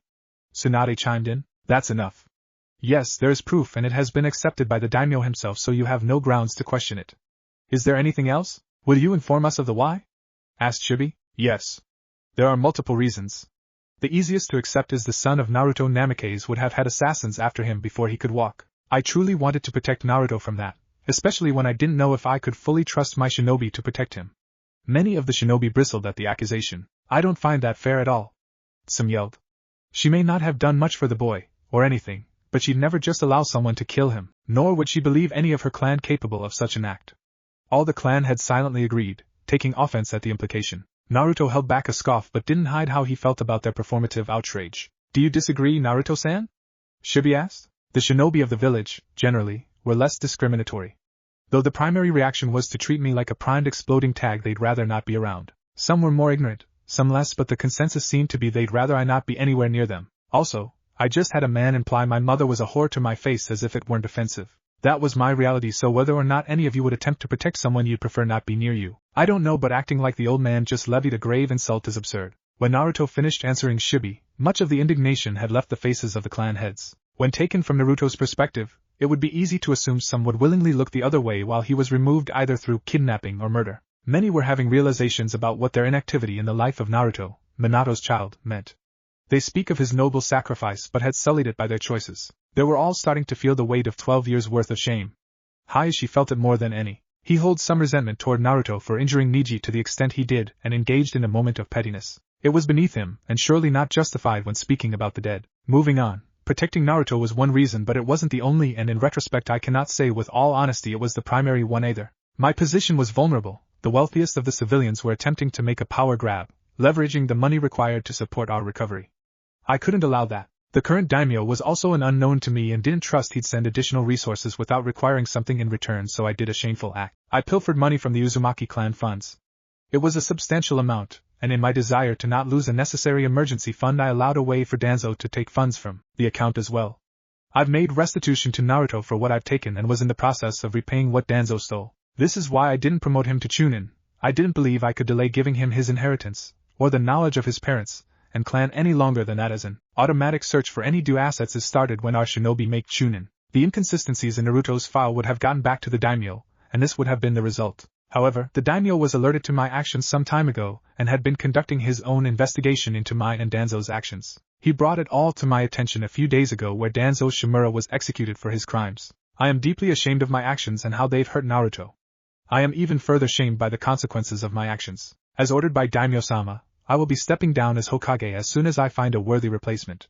That is expected. What wasn't was the other order given by the daimyo, Hiruzen said before gesturing to his ANBU, who left and returned promptly with a cloaked guest. Take off that ridiculous cloak, this is no time for your games. Hiruzen barked. Kukuku, so means Sarutobi-sensei. The familiar laugh and timbre set most of the room on edge. Orochimaru the White Snake was here. Konoha's greatest traitor was here. The Inoshikachos sprang into action attempting their well-practiced containment formation. Hayashi and Sum assumed their taijutsu stances. Shibi wondered if he were surrounded by idiots as the Hokage clearly summoned the notorious traitor. Tsunade and Jiraiya had been warned by Hiruzen he had some shocking news to deliver, so while greatly surprised they didn't blindly attack her. Naruto just wanted to leave. How should you feel about someone that stabs you in the gut but also gives you the means to speak to your dead mother? He hadn't the faintest idea, so hoped he could turn invisible through will alone. All of you sit down, now! Hiruzen shouted, attempting to get control back before things got out of hand. All obeyed their Hokage, though reluctantly. Orochimaru, as ordered by the daimyo, was given a full pardon as she was acting under the orders of Danzo at the time, and as I never punished him, it was unjust to hold a subordinate to a stricter standard. Oto, her shinobi village will become a protectorate of Konoha, operating semi-independently, but my successor will have to iron out the specifics. She is reinstated as an elite jounin and conferred all the rights and privileges befitting her rank and is still acknowledged as a sannin. These orders are absolute and beyond contestation. You are all to inform your clansmen of these developments, so none erroneously attack her. Sensei, you can't do this. She's a monster. It'd be letting the fox into the chicken coop. No offense, Naruto. I can't allow this. I won't let her cause further harm here. Naruto said nothing, still pretending to be invisible. Kukuku, stupid Jiraiya. Always talking big. He should shut up before I run him through with my sword and spit roast a few of his toads for good measure. Try it, bitch. However did you suffer this idiot for an entire month, Naruto-kun? You must have lost brain cells by the minute. Now that I'm back, how would you like to be my student? Did she really just ask me that? No, she didn't. None of them can see me. I'm not even here. His denial no jutsu was strong. Never. Jiraiya roared, unleashing his full killing intent. Why not? I've already helped him more than you ever have. Isn't that right, Naruto-kun? Naruto just sank into his chair. This woman was crazy but no match for his invisibility jutsu. What do you mean by that?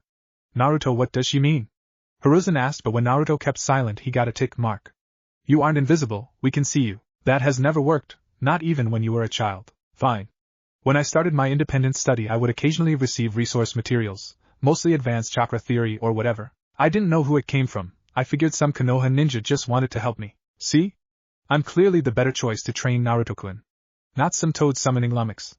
Besides, your skill sets don't even complement each other. Naruto is just a creator and kenjutsu user.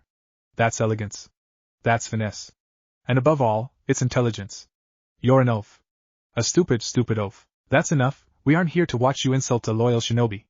This meeting is over, my former students and Naruto stay. Everyone else, please leave. Are you sure, Hiruzen? Asked Hamura. Yes, old friend, I will be fine. He watched his advisor nod and leave with his counterpart. His eyes immediately grew colder as he stared at the snake Sannin. My authority may be diminished greatly, but I will never allow you direct access to Naruto. I won't have you twist him into something dark and ugly, a creature more than a human. Kukuku, you haven't the ability to stop me, you useless relic. It's his choice, and any undue influence on his choice would be unwise and likely unhealthy. Are you threatening me, us? Surely you don't believe you could defeat all three of us? That assumes you'd all attack me. Tsunade has been awfully quiet. I want nothing to do with this idiocy nor the twisted dynamic that was our team. Come on, Naruto. Auntie Tsunade is going to drink her dinner until she can't feel feelings anymore, and you are too. I don't gurk. He couldn't finish as she pulled on the back of his shirt, rapidly exiting the council room. Sensei, we can't let her get near Naruto. Jiraiya said, his eyes pleading for his sensei to do anything to stop her. Why are you so convinced I mean him harm? I've only helped him thus far. You stabbed him in the gut. Just a little. I knew he'd survive, and now he has something to remember me by. A little gift from Orochimaru-sensei. Shursho? Yes, Shursho. If you want Naruto in the best position to fend off the Akatsuki, you'll leave him in my care. I was actually a member. I have more intelligence on them than anyone else you have access to. If you prefer to hold on to old grudges and stroke your ego, make Naruto work with a lazy pervert that never attempted to aid his godson. And before you start on your excuses, I was a missing nin and I still knew of his interests and helped cultivate them. If anyone deserves to continue his development, it's me, not the feeble old man nor the useless toad. Just food for thought. Kurenai, Asuma and panther cub named Majila were walking through the village. The two jounin were trusting the nascent tracking ability of the young summons. They'd gone to Naruto's apartment to ask him to meet with the other rookie teams to congratulate him on his promotion and to better establish some camaraderie between him and the other teams. Very few of them knew anything of Naruto except he graduated early, so were surprised by his performance in the exams. The jounin grew suspicious when Majila directed toward a shinobi bar. However, they went in anyway as the cub was quite confident she found her, Oniai-chan, and to their shock she had. Naruto, with half-lidded eyes, was sitting with Lady Tsunade and her long-time apprentice. Naruto! Kurenai called from the front of the bar and Naruto's head immediately shot up. He saw her and began a slow, clearly drunken approach. "Hi sensei," he said a bit loud. "Hi. What are you doing here?" "Oh, I got confirmed as the clan heir of the Uzumaki clan and then Orochimaru got reinstated as a shinobi and she was all, be my student Naruto, no one gets you but me. And then there was going to be a fight but Tsunade Abakan was like peace out suckers and dragged me along so we could drink until we couldn't feel feelings anymore but I clearly haven't drank enough because I don't like him," Naruto said, pointing to Asuma. "He's too tall and he's probably got a bunch of short jokes just waiting. Because I'm short." "Kure-sensei, am I going to be short forever?" Naruto continued to talk rapidly with his eyes watering at the end, getting as big as saucers. "No, Naruto, you won't be short forever. Aha, Databeo. Oh, why are you here with Majila? We came to find you, Oni-chan, but you're supposed to be guarding my apartment. But I wanted to find you and she said she was your sensei and she smelled nice. What if she was lying? What if she wasn't?" "Good point," drunken Naruto said, making Kurenai and Asuma form a sweat drop. "Naruto, all of the rookie teams are having dinner together, and we want you to join us. But I can't just leave Tsunade Abakan and Shizen Nichin. I'm sure they'll understand, besides you need to eat something so you sober up." "I won't take no for an answer. Hi," the new Chunin said before going back to his table. They watched as the two women gave him a brief hug and the three shinobi and one summon departed. Once they reached the restaurant, Naruto made a clone to take Majila back home. She wasn't really a guard, Bagheera just wanted the two to get used to each other and bond. He saw a seat free by his team and immediately took it, catching the eyes of the rookies, and the two able-bodied members of Guy's team. "Sup?" he said, leaning back. He didn't know why, but walking seemed to make him feel more intoxicated. "Naruto-san, are you drunk?" "Why, yes, teammate Shino, I am quite drunk. Troublesome. I haven't even done anything yet, Shika.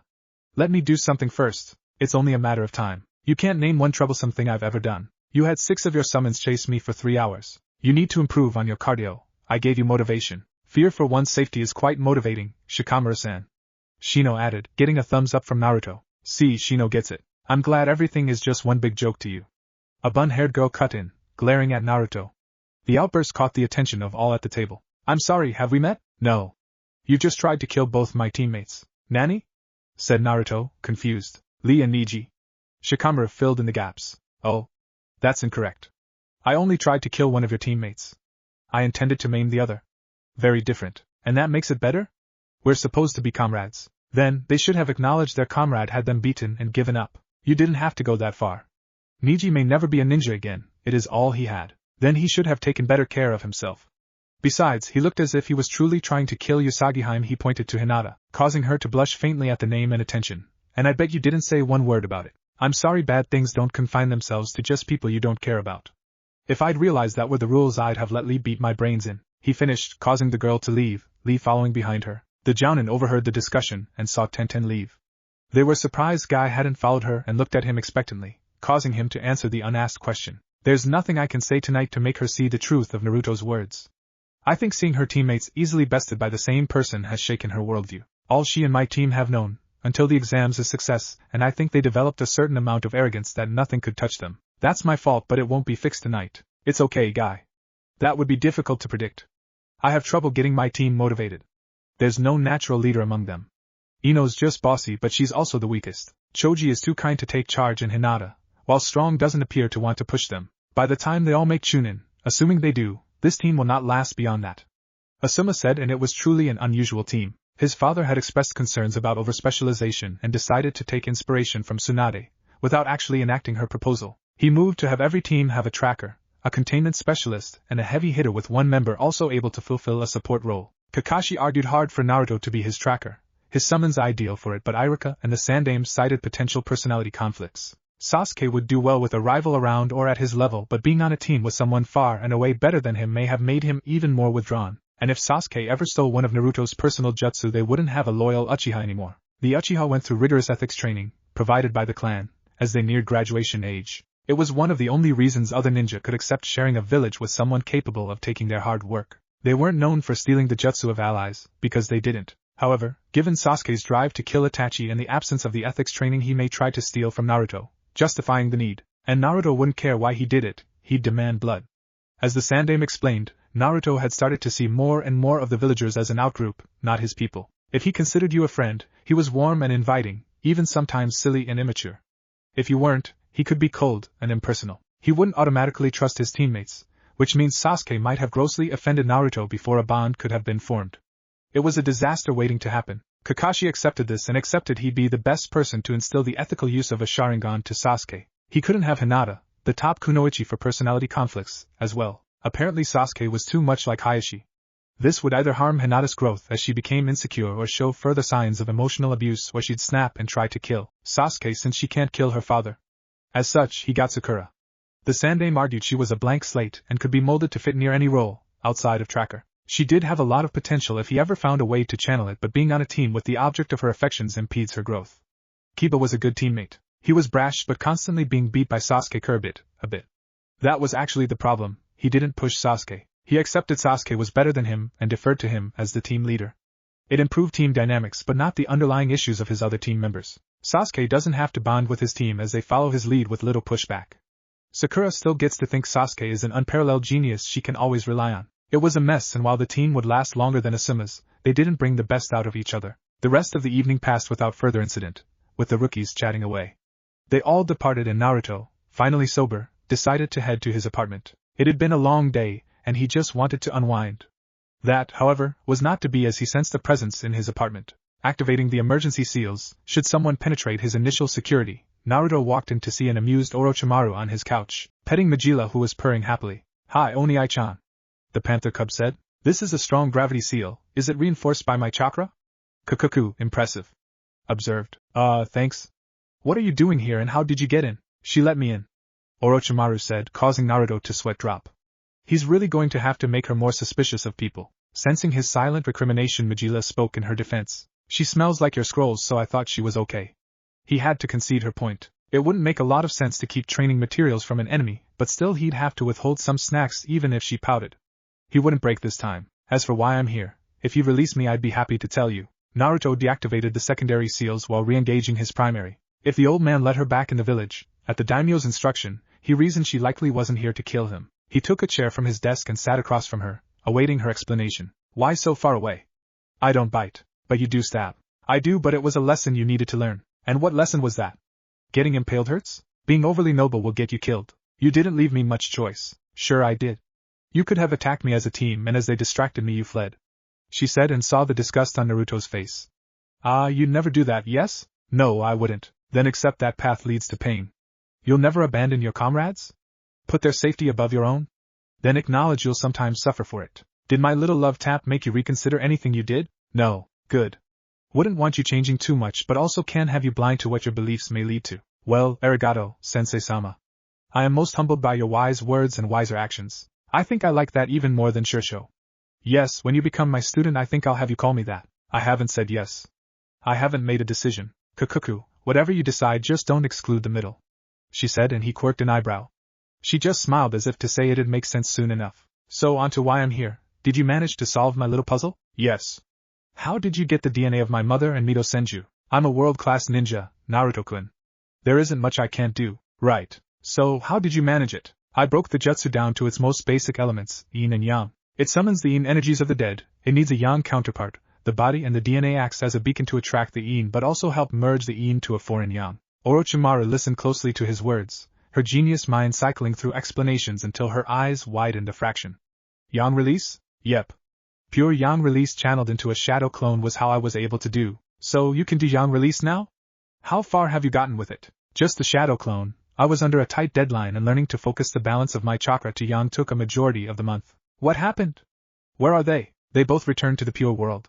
For Mito, she felt her time had passed, and outside of Tsunade, all of her family is with her there. My Ka-chan was conflicted but ultimately felt it unnatural. Apparently the control seal can distract them from it as they have orders to follow, but when they retain their free will there's always this sense that a part of them is wrong, and shouldn't be there. "The foreign yang?" "Yeah." She didn't appear to have any moral qualms about it or concerns about balance or whatever, she just said she felt wrong. "Fascinating. What will you do now?" "I'm not sure. I know I want to develop yang release more, but as far as the Edo Tensei, he said with a shrug, "don't abandon it entirely. It'd be fitting, Minato perfected the Hiraishin and you can perfect the Edo Tensei." Why do I have to get the zombie jutsu?" "Luck of the draw." "Well, that's all I wanted to ask you, so I will take my leave for the night," she said, placing Majila on the couch. "Oh, and Naruto? Don't stare at my ass on my way out," causing the boy to sputter, much to her amusement. When she left, Naruto glared at the lone panther cub. "Majila, we need to discuss you doing whatever is requested of you for a pretty face or pleasing scent. You think she's pretty? Not the point. So, for dereliction of duty, no snacks and no belly rubs for a week. Oni-chan. 3 days had come and gone since the end of the Chunin exams, and the official reinstatement of Orochimaru. The following day the Sandaime announced her return to the entire village, and it did not go well. The civilians were terrified, the boogie woman had returned to dissect them, and their children they wailed. The ninja were on edge as well. She was a well-known traitor, so to be allowed back and for it to come from the daimyo himself? The seasoned among them realized there was a game being played well beyond their level but would watch their step around the snake Senin. There was one person that wasn't happy, wasn't accepting but also wasn't afraid. She was livid, enraged, angered to the point of distraction. She begged the Sandaime to reconsider, ranted and raved about how this woman was the embodiment of evil. The old Hokage couldn't fault the kunoichi. Few had been as affected by Orochimaru's machinations than her, but his hands were tied. She realized he couldn't, or wouldn't do anything and had thrown herself into a bender to cope. Her friends tried to help but there wasn't much they can do. The situation was simply unchangeable, and if Anko tried to attack Orochimaru she'd be stripped of her status as a kunoichi and possibly imprisoned, if the Sannin didn't kill her outright. None of them were used to seeing Anko so distressed and hated how powerless they were to console the, normally, lively kunoichi. Kurenai's team was ordered to stay on light duty as 2 of her team members were still being considered for promotion, the Orochimaru fallout having delayed final decisions, and Naruto had clan business to attend to. This allowed her to stick by her friend, attempting to sober her up with her favorite treat, dango. Are you feeling better now? There is no better as long as she is alive. Maybe there is a long-term missions you can be sent on, to get some space. I'm not running, Kurenai. Not from her. Never from her. Then what, Anko? You can't remain like this, you'll only be hurting yourself and those who care about you. I don't know. I feel helpless. How did she get the daimyo on her side? It makes no sense. Although, it is convenient that she comes back and your brat gets his long-denied promotion and acknowledged as a clan heir. Funny that. What are you implying, Anko? She has an interest in him. Don't know what, don't know why, but it's there. And the kid is about as attached to this village as that Niji is to his right arm. Naruto wouldn't betray the village, he wouldn't betray his team. Maybe not now, but before? Heritage hidden, stalled career, and most of the villagers still disliking him? You think a few people is enough to keep him in hell? Nah, and I bet she knows that too. She'll have her hooks in him before you know it, and he'll be twisted just like she is. Anko said and was immediately slapped in response. You don't get to talk about my student like that. Naruto is nothing like her. I wasn't either. Until I was influenced by her. You'll see. Majila was running frantically, making note to use the shadow walk like her Tusama taught her. She needed to get help. Just a bit ago 2 strange men came to the apartment. One tried to get through the security but couldn't. The presence of one of the men had the small cubs shaking, it felt oppressive and overwhelming. They made mention of trying to find her Oni-chan, so as soon as she sensed them gone, she left via a secret exit to go find help. She smelled 2 familiar scents. One was his sensei, but her presence didn't seem to match those men, so she opted to find the other lady that smelled like snake and gave really good tummy rubs. She ran non-stop until she found the woman at a cafe with some other person. As she approached she jumped on the table, causing the boy to tense and prepare to attack. Kabuto, stop. The lady ordered. Now, little one, what seems to be the issue? 2 men were looking for Oni-chan. One had more chakra than even Oni-chan did. They were in these cape things with red clouds on them, and I think he might be in trouble. She got out, completely out of breath. Do you know where Naruto-kun is right now? The cub nodded. He uses a faraway training ground when he wants to be alone. I can show you. Good. Kabuto, we're leaving. Orochimaru said, picking up the cub and following her directions. Naruto was having a rather crappy day. It started out fine, no mission to worry about, so he went to train for a bit. While working through the grapples of the panther style with the shadow clone, he felt his awareness shift. Immediately he suspected genjutsu and dispelled it, to see 2 cloaked individuals approach him. He cursed himself for being caught off guard but wouldn't just react blindly because of it. They removed their straw hats as the short one began to speak. We need you to come with us, Naruto-kun. He said, and once the hat was complete off he realized who they were, Itachi Uchiha and Kisame Hashigaki. He was boned. Bagheera might not even be much help against these guys, and he couldn't justify putting his summons at risk on the slight chance they'd make a difference. He needed to do 2 things, avoid looking Itachi in the eyes and come up with a plan to escape. He looks like the type to resist Itachi. Maybe I should cut off his legs? The large man said, going for his sword. Besides, I hear he fashions himself a swordsman. I can put him to the test. We need him alive, Kisame. Besides, he won't resist. Without saying a word or making a gesture, his existing shadow clones sent 2 kunai at Itachi, each infused with his supersonic chakra flow technique. Itachi tossed 2 kunai to meet Naruto's but was surprised when Naruto's cleaved, effortlessly, through his own, causing the Uchiha prodigy to have to dodge. The real Naruto had not been idle as he created 2 Fuin Bunshin. A weakness of this jutsu is due to the complicated chakra molding. He could only make 2 at a time, and it was limited by how many seals he could materialize through chakra. Naruto only had 3 as he'd been somewhat limited in his Fuin jutsu studies. though Mito and his mom had sought to correct that. The exploding array was one he'd demonstrated. The next was gravity seals, as they made for a good containment method. If all went according to plan, Kisame would discover his third one. The blue man closed the distance between Naruto and himself in the blink of an eye, and hurriedly brought down Samahata to dispel the clones. However, right before it made contact with the first clone, it dispelled itself, leaving the array planted on the sword, and with the quickest flare of the original's chakra, Samahata was gone into Naruto's personal storage void. The other clone tried to take advantage of the opening but was dispelled with minimal effort as an enraged Kisame rushed at Naruto, slamming his fist into the redhead's jaw. Naruto's vision was swimming and he fell to his knees, only to receive a sharp kick to his ribs, a kick powerful enough to lift him off the ground. Kisame was so angered by the theft of his sword he didn't notice the brief glow on the ground. Naruto had suspected the kick was coming, and used the moment to create space between him and the ground, so while in midair he performed a desperation shunshin, while also triggering the explosive array he planted while bowed by Kisame's blow. The large blue man was tossed back and suffered minor burns, but nothing that would impede him for long. Naruto came out of his shunshin and immediately retrieved 2 kunai. He knew they would most likely follow him via the same technique. The shunshin wasn't a viable combat technique because it was disorienting and just predictable enough to give your target a brief warning to go on the defensive. However, after prolonged study, Naruto became able to see the displacement the high-speed technique caused and estimate about where it would end. It's how he killed Zabuza after the Demon of the Mist through his legendary sword. The path of the shunshin was obvious, and a few wind chakra-infused kunai ended his life. Naruto waited. He only planned to attempt this with Kisame. Itachi's Sharingan would render the ambush useless. He'd see it coming even if he wasn't as proficient with the technique as Shursui Uchiha was. He threw the infused kunai, and then performed the 6 hand signs required for one of his original jutsu. A Katon jutsu shot in a straight line. It traveled very fast. Instead of ending the Katon with the tiger sign, the sign that essentially ignites the chakra, Naruto finishes with snake, giving it sway-to-unlike properties. The excited chakra will saturate an object, and once said object can't handle any more of the excited chakra, it'll explode. Fire style. Combustion stream, he muttered, aiming for the 2 kunai, and they caused the expected explosion, it being superheated thanks to the presence of the wind chakra. Unfortunately, the concussion made him miscalculate. He managed to further hurt Kisame, but it wasn't enough to kill the Kiri missing Nin, at least not immediately, and he still had Itachi to deal with. The Kyuubi's chakra was healing the concussion and his cracked ribs, but it wouldn't be fast enough. Kisame was getting to his fit. He had, at the very least, second-degree burns on the right side of his face and body. The shrapnel from the kunai pierced him as well, so he had limited range of motion and responsiveness in his right arm. But he didn't care. He didn't care about the mission, about his leader or any of it.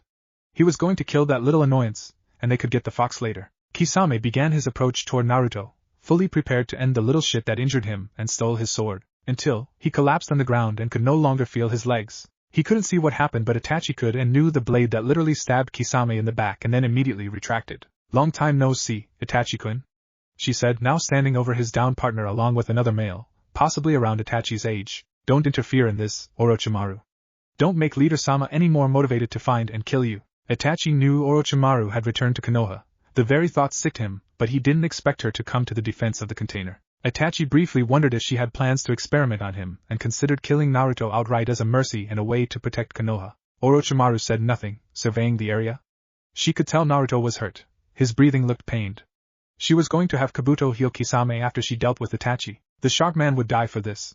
"Leave, Itachi," she said, her voice lacking the sadistic mirth it is normally infused with. "I can't do that, and Sannin or not, you're no match for me," Itachi said before vacating his current position as a high-powered heel came crashing down. As soon as Itachi had his feet planted, he felt them surrounded by some weird substance that made him unable to move. "This is where you die, Itachi," he heard from behind him.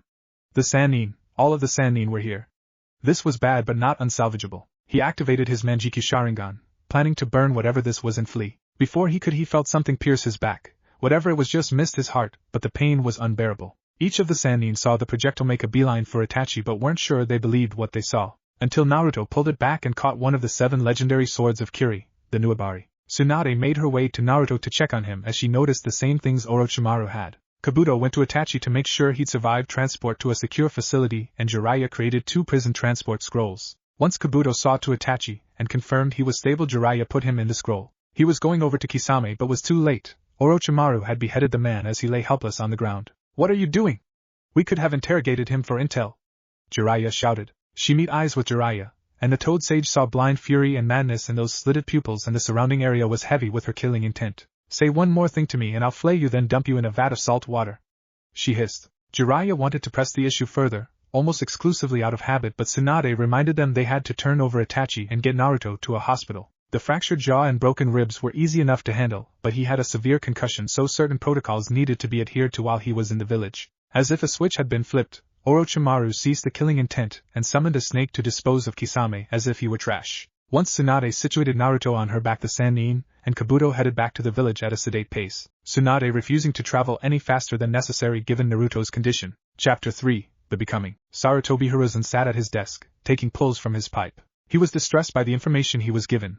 Both Jiraiya and Orochimaru had finally given him everything they'd known about the Akatsuki, and all the information provided lead to one conclusion. He wasn't the conclusion he wanted. This was supposed to be different. Hadn't he done this enough? Given enough?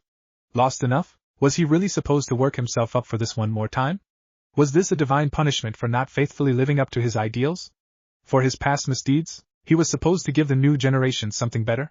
Maybe he still could. He tried to reason his way out of it. He tried to think of an alternative but stopped. That is what had gotten him into this mess, always looking for the soft option when sometimes problems required more. But there was so much to do, and he'd have to risk the ire of the daimyo, but it was necessary. 2 letters were sent, one to daimyo justifying his need to stay in the chair a little longer.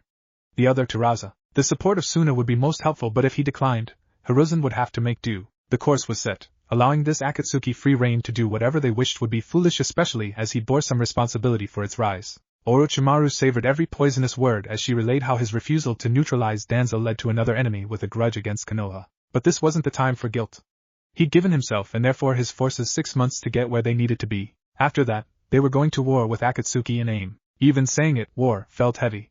It was acknowledging you'd be sending some segment of your forces to their deaths. You had done so before the first order was given. But this organization with its unknown agenda, outside of collecting the bijou, was too dangerous to allow to move through the shadows. He'd have to get Tsunade training more medical ninja.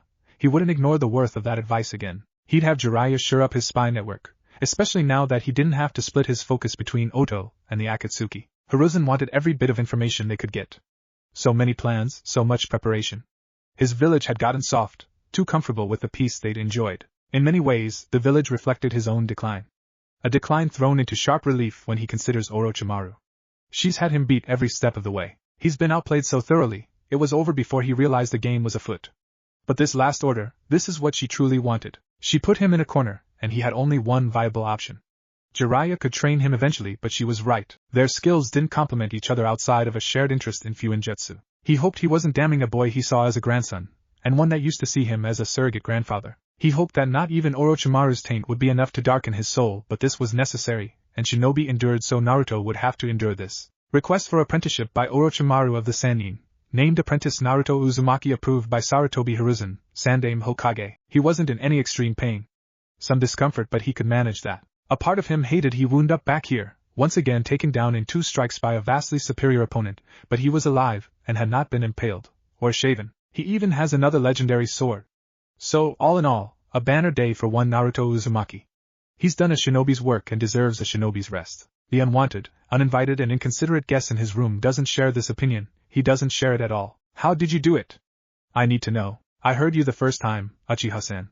I'm sorry my convalescence has delayed my response time to your queries. How I did it is simple. Either he nor his partner took me the least bit seriously, and I was able to delay them long enough for the freaking Sannin to arrive. So, I guess the real answer is the same one you got from the start. Why would he care about you? What's so special about you? I'm sure the no offense part of that is implied. And in response, it doesn't matter. I don't have anything more to say on the matter, so if you would please leave my room, I'd appreciate it. Sasuke realized he was being a pest. The redhead wasn't in the hospital for fun. He could have come back another time or went to someone else, but his need for revenge fueled the small bit of jealousy he felt for the Uzumaki. Itachi had told him he wasn't worth killing, but this kid, same age as him, is? Why, what made him worthy? In a moment of pique and childishness, Sasuke did something that was beneath him, and even he'd admit was jerkish. He grabbed Naruto by what should be the collar of his shirt as he was still wearing his face mask and demanded Naruto answer his unasked questions. The villagers never beat Naruto. Never chased him. There were no mobs to duck on his birthday. As such, he developed a sense that even they thought physical violence was a bridge too far. That wasn't the case. It's just that attempts of physical violence resulted in immediate execution, and that was one of the few things Hiruzen was intractable on. Because of this, Naruto developed a rule, more subconscious than anything. If they never touched him, never vandalized his stuff, he'd just ignore them. He might dislike them, but he would ignore them. But no one puts their hands on him without response. He would meet violence with violence, and not apologize for it. He didn't even bother to make Sasuke release his shirt. It wouldn't matter, and three-hand signs performed faster than an eye blink. He demonstrated why, as his once languid hair were now crimson spikes long enough to impale the wall adjacent from his bed. However, there was no Uchiha stuck to the wall. Naruto-kun, that was a tad strong, wasn't it? Kakashi said, holding his wide-eyed student, quickly coming to terms with how close to death he'd been. He wanted to glare at the redhead, but the look in the Uzumaki's eyes dared him to. He shouldn't have put his hands on me, Naruto said, ending his jutsu and his hair returning to its natural state. Hi, he should not have, but surely the penalty for such an offense isn't death? Just break a leg next time, Kakashi replied with an eye smile, and Naruto nodded. Sasuke grew concerned as he wasn't sure if either party was joking or not. What the hell happened in here? Please no yelling, Tsunade-abakan. Then tell me why there are 2 holes in the wall that weren't there when I left? Sasuke and Naruto had a bit of a misunderstand, Tsunade-sama. I take full responsibility and will be disciplining my student for his outbursts, Kakashi said, pulling Sasuke away. He didn't want to be around an angry Tsunade. As the members of Team 7 departed, Tsunade ran a quick diagnostic over Naruto and was satisfied with his recovery but wouldn't let him leave. She was amazed when he didn't complain, just asked if there was a soft light available so he could read, which she had the support staff provide, and left him to his devices. He was on his knees gasping for air. His training session hadn't gone well. His timing was off. His balance was shot. He used to move with grace, now he plods. He has to fight his instincts, them telling him to use a hand that is no longer there. The phantom pains are still there, and in his dreams he remembers the sensation. It haunts him, be he conscious or not. In moments so much had been taken from him. Word had come that the daimyo ordered the end of the caged bird seal. The branch family was going to be free and had the option to form their own clan in restitution to the generations of oppression. Niji should be happy, but he can't stop himself from thinking their freedom was bought with his arm, and he doesn't know if it was worth the price. He's free, but he is also less. He once was a servant, but he was strong, capable. More than capable, prodigious. His potential limitless, so he imagined, but now he's broken. So while his fellow branch members cheer and the main families speak empty words about relocation, Niji trains. He trains and trains and trains. And she watches. He can feel her eyes on him. Every moment, every twitch. Nothing escapes her gaze, her eyes sharper than most give her credit for. He hates her eyes that presume to watch him in such close detail. Picking apart his every flaw, laying him completely bare to her judgment. How dare someone weak possess such eyes? Eyes that look through him when he informed her of her fate? Eyes that deem him lesser. Eyes of the entitled, of the blessed, the chosen that can't bear the burden of luxury? Minimal expectation, and she falters. Always seeking to break from tradition when tradition keeps the hubris strong. She's a failure. And he hates her. He'd have his father if not for her. His father would be free if not for her. She takes and takes and takes from him. Her lack of talent as great as his genius, the two in inverse. Both cannot rise, what harms one benefits the other. She was strengthened by his injury. Was the Uzumaki her agent? Sent to avenge her loss because she was too weak to do it herself. It must be, why else would he be so brutal to a complete stranger? She set this in motion. She watches him now to see her master work, to see the fruits of her labor, his struggle. That bitch. Stop watching me. His breathing has become even more ragged. He can't take it anymore. Even injured you are still quiet, the genius, and I-san. She said evenly. What does that mean? Are you mocking me? Why would I mock you? We are family. The end of the seal does not make us family. You and I can never be family. So enjoy your momentary victory because it won't last. I take no pleasure in your disability. Watching you struggle holds no entertainment for me. I'm not what you say I am. You are. It was decided by fate. Then fate was always going to take your arm, and if I found it amusing, that too would be fate. You should have no feelings on the matter, correct?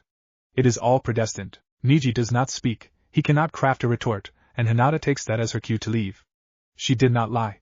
Seeing Niji hurt held no pleasure for her. What pleasure could you take of watching someone live on in injury when you sincerely wish them dead? Her plans were coming together much faster than she'd ever anticipated. She knew with the information she had the Akatsuki, the old fool, would feel the need to be proactive. He hadn't lost all of his instincts, but she assumed he'd be too soft to lead the charge, that he'd delay for a year or two and let his replacement handle it. But this is almost better.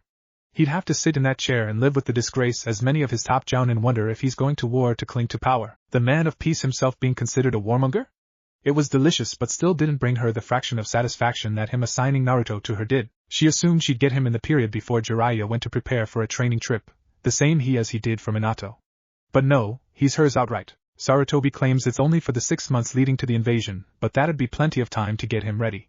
She just couldn't wait. Jiraiya's expression when the old monkey made his decision was just icing on an incredibly sweet cake. He could only glare, the one sign of his impotent rage. She would get Naruto ready and with the might of Konoha, vanquish all of their enemies. Then the old monkey can go wither away in irrelevance while she and Naruto-kun continue to break barriers. She couldn't wait. She was heading down the final path to her compound, to see her former apprentice waiting for her. You seem happy. Whose soul did you eat today, sensei? Oh, Anko-chan. You smell of disappointment and sake. Well, you always smell of disappointment. Fuck you, bitch. You were never really my type, so I've heard. Is it the red hair or the prepubescent? Such a crass little trollop you turned out to be. And I'd request you not speak of my new apprentice that way. God, the old man has really given up, hasn't he? To allow you to be the master of anyone is criminal but him? I don't know if I should try to kill you to save him or kill him to save the rest of us. Anko spoke and immediately found a firm hand around her throat and was lifted off the ground. Poor little Anko. She never did know when to shut up. I should really snap your neck right here, but that's what you want. One final act to show sensei cares. Be honest, you were never mad I left, you were mad I left you. How could I? You want to know why? Why I gave you the curse mark and left you in that lab? Because the depths to which you disappointed are hard to articulate. I thought you were someone like me but you weren't. That seal was to maximize your potential, no more and no less. I wanted a student that would accomplish something new, change the shinobi world. You just wanted to please me like some concubine. Orochimaru said, her grasp tightening. And now you threaten Naruto-kun because I see his value, having nurtured it in a far less direct way than I did with you, and yet look at him, at how much he's accomplished because he was willing to do so. Orochimaru finally let Anko go, dropping her to the ground. Anko immediately began to rub her throat, trying to ease the pain. People think I want another me. I want someone in my image who thinks like me. Why would I want that? I'm not that egotistical. I don't need a replacement, or an heir to some imagined throne. Unlike most of you unremarkables, I don't want to change Naruto in the slightest. I want him to be the best version of himself, even if that version is my antithesis. Yeah, right. No one would believe that. Orochimaru smiled. That's what she was counting on. He would and he will. He isn't beholden to groupthink and is willing to find things out for himself. But I'll tell you like I told Sarutobi and Jiraiya, Anko, if you interfere with my apprentice or try to influence him in a way I don't like, it won't be healthy for you. And if that's too cryptic, I'll be literal. I'll kill you, Anko. Do we have an understanding? Seeing her former student isn't responding, Orochimaru grabs her hair and pulls her head back. Do we have an understanding, Anko? Hi, good girl. Now, run along and the next time we speak try to be a bit more polite. You're a kunoichi, not a corner girl. He stares at his charge not knowing what to say.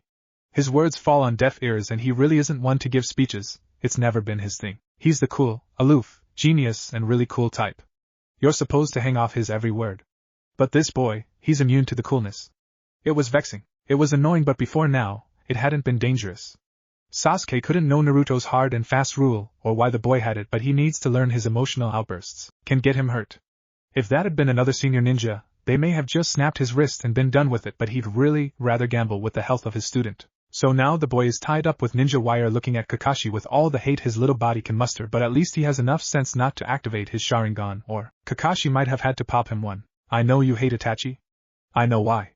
No one can fault you for wanting him dead, for it to be a driving motivator in your life. But these childish temper tantrums? That needs to end, Sasuke. You almost got skewered today because you violated the personal space of the wrong shinobi, and had I not been there your revenge would be moot. How was I to know he'd react like that? We're trained killers. He was just ambushed by two S-rank ninja. If you knew nothing else you should assume he'd be a little worked up having survived what should have been certain death or defeat. Also, he had a concussion, so your shaking and yelling wasn't helping matters. That's just baseline observations even a genin should have been able to make. The boy hung his head in shame. Finally, something got through to him. I just needed to know why Itachi thought he was worth it, what made him so special. If you knew, then what? What would knowing solve? Shouldn't you just be relieved he is in custody, and no one else died to make it happen? I heard he managed to stab him in the back. No genin nor chunin should be able to do that. Why? He's not invulnerable, and he's not a god. And as Naruto mentioned, he was with the Sannin. All of them. Do you think none of them would be able to make Itachi leave a small opening in his defense? He likely wasn't concerned about Naruto at that point, and that was his mistake. That's the thing about this profession, Sasuke. It only takes one time to fall into the right trap or fall for the right trick, and powerful, or not you die. Is he well enough to talk? Yes, but don't push it. He was lucky Naruto was concussed, or the Nuabari would have pierced his heart and killed him instantly. I don't exactly feel lucky, Tsunade-sama. Itachi quipped, small smile on his face. Shut it, brat. You missed your last checkup. Being a missing nin doesn't allow for one to keep a consistent schedule, especially with the Akatsuki starting their initial play. What can you tell me about that, Itachi-kun? The Sandaime spoke. Leader-sama wanted to test the youngest Jinchuriki, assess their threat level since we wouldn't be going after them for a few years. Why the delay? The Mizukage died, Sandaime-sama. The Sanbai won't reform for at least 3 years. How long do you think it'd take them to replace you and Kisame? I'm not sure. S-rank nuke nin aren't common and they really need to be of that caliber. Maybe a year or year and a half? Itachi postulated. Good. Itachi, you return now in a time of upheaval. Some of my past indiscretions have come to light, so I am not long for the chair, but I won't leave the Akatsuki to my replacement. I must once call on your service once again. I believe Maelstrom will need you now more than ever. What do you mean? Asked Itachi. Even Tsunade was confused at what new danger Naruto found himself subjected to. Orochimaru has returned. She gained the daimyo to make it so and has been 5 steps ahead of me. She wants Naruto. I don't know why, but currently she is the one best suited to raise his skill level quickly. I know my student, she will demand he be subjected to a period of isolation, just her and whoever she may choose to aid in his development. As his master, she has that right. But as a clan heir, one that faced a recent abduction attempt, I think he'll need additional security, and as Hokage that is my right. It'll be an observe and report assignment just like last time. I accept, Hokage-sama. What about Sasuke? I believe you should have the right to decide. Inform him of the truth, and I'll do what I can to mend your broken bond. If you wish he stay ignorant, I can claim you are in a secure facility, or even succumb to your injuries. No one would be too credulous at the idea you fell to the Sannin. When would I need to start my watch over Naruto-kun? You'll be on bed rest for at least 5 more days, no debate. Tsunade stated, brooking no argument. Then you'll have your answer no later than that, Sandaime-sama. Accepting his response, the Sandaime and Tsunade leave Itachi's room and head for an exit. When the same issue is resolved, I want you to replace me. Snored, I bet you do, but I vehemently decline. Tsunade, please. The village will need strong leadership. Then let Jiraiya do it. It's about time he stopped playing spy anyway. Hell, he'd take the position to spite Orochimaru. That's part of the problem. He'd go out of his way to antagonize her. That would end in disaster, a disaster with Naruto in the middle of it. And with Naruto involved, that is involved as well. So what, you think I'll keep Jiraiya and Orochimaru from killing each other and make sure your Jinchuriki is stable? No. I want nothing to do with this. Also, why would Naruto be in the middle? He doesn't seem aware Jiraiya is his godfather. At this point, Jiraiya is just his father's sensei that half-assed his Chunin finals training. She has something planned for Naruto and Jiraiya won't sit idly by and allow it to happen. And I will? No, you won't needlessly antagonize her, and since you're his Abakan, if you warn him he'll believe you. No, he'll take it under consideration and look for proof. Likely because he's had to learn to rely on himself from an early age. Funny how that works. I can't have that fight again, Tsunade. Just, you're the best choice. And maybe with you in the chair this village can get back something it's lost under my leadership. You may even inspire Naruto to want to be Hokage again. Sarutobi said, causing Tsunade to glare at him. That's more reason not to take the hat. If he gave up on that idiotic dream, then all the better, he'll live longer. Maybe have a family and find some happiness. Tsunade, just consider it. Until then, you have your medical training program. Get as many medics trained up as you can and start back seriously training yourself. Take your own advice, old man. You'll get your damn medics 3 decades late. As far as that other thing, don't bank on me accepting. It's enough I'm here and having to deal with this bullshit again. The next day found Team Kurenai in the Sandaime's office. The ceremony was brief and all were informed that Shikamaru and Shino would become Chunin, making Team Kurenai the first team to promote to Chunin during their first exam since the Sannin. Both boys accepted the vests and new promotion. Both Kurenai and Naruto were happy that the entire team was allowed to succeed together. Hiruzen gave them their moment of merriment before he continued. While this is good news, this also signifies a change. While you are allowed to stay together as a team, and I'd suggest you do, Naruto will officially be entering into an apprenticeship. Hiruzen said and saw the surprise on all of their faces. I'm sure Naruto informed you of who attacked him, yes? Seeing them all nod, he continues, we have received a great deal of information about this organization and where they are located. This is an A-class secret. I'm only telling you because of your connection to Naruto. In 6 months' time we will be invading AIM with the intention of ending the Akatsuki threat. That is why Naruto will be entering into an apprenticeship.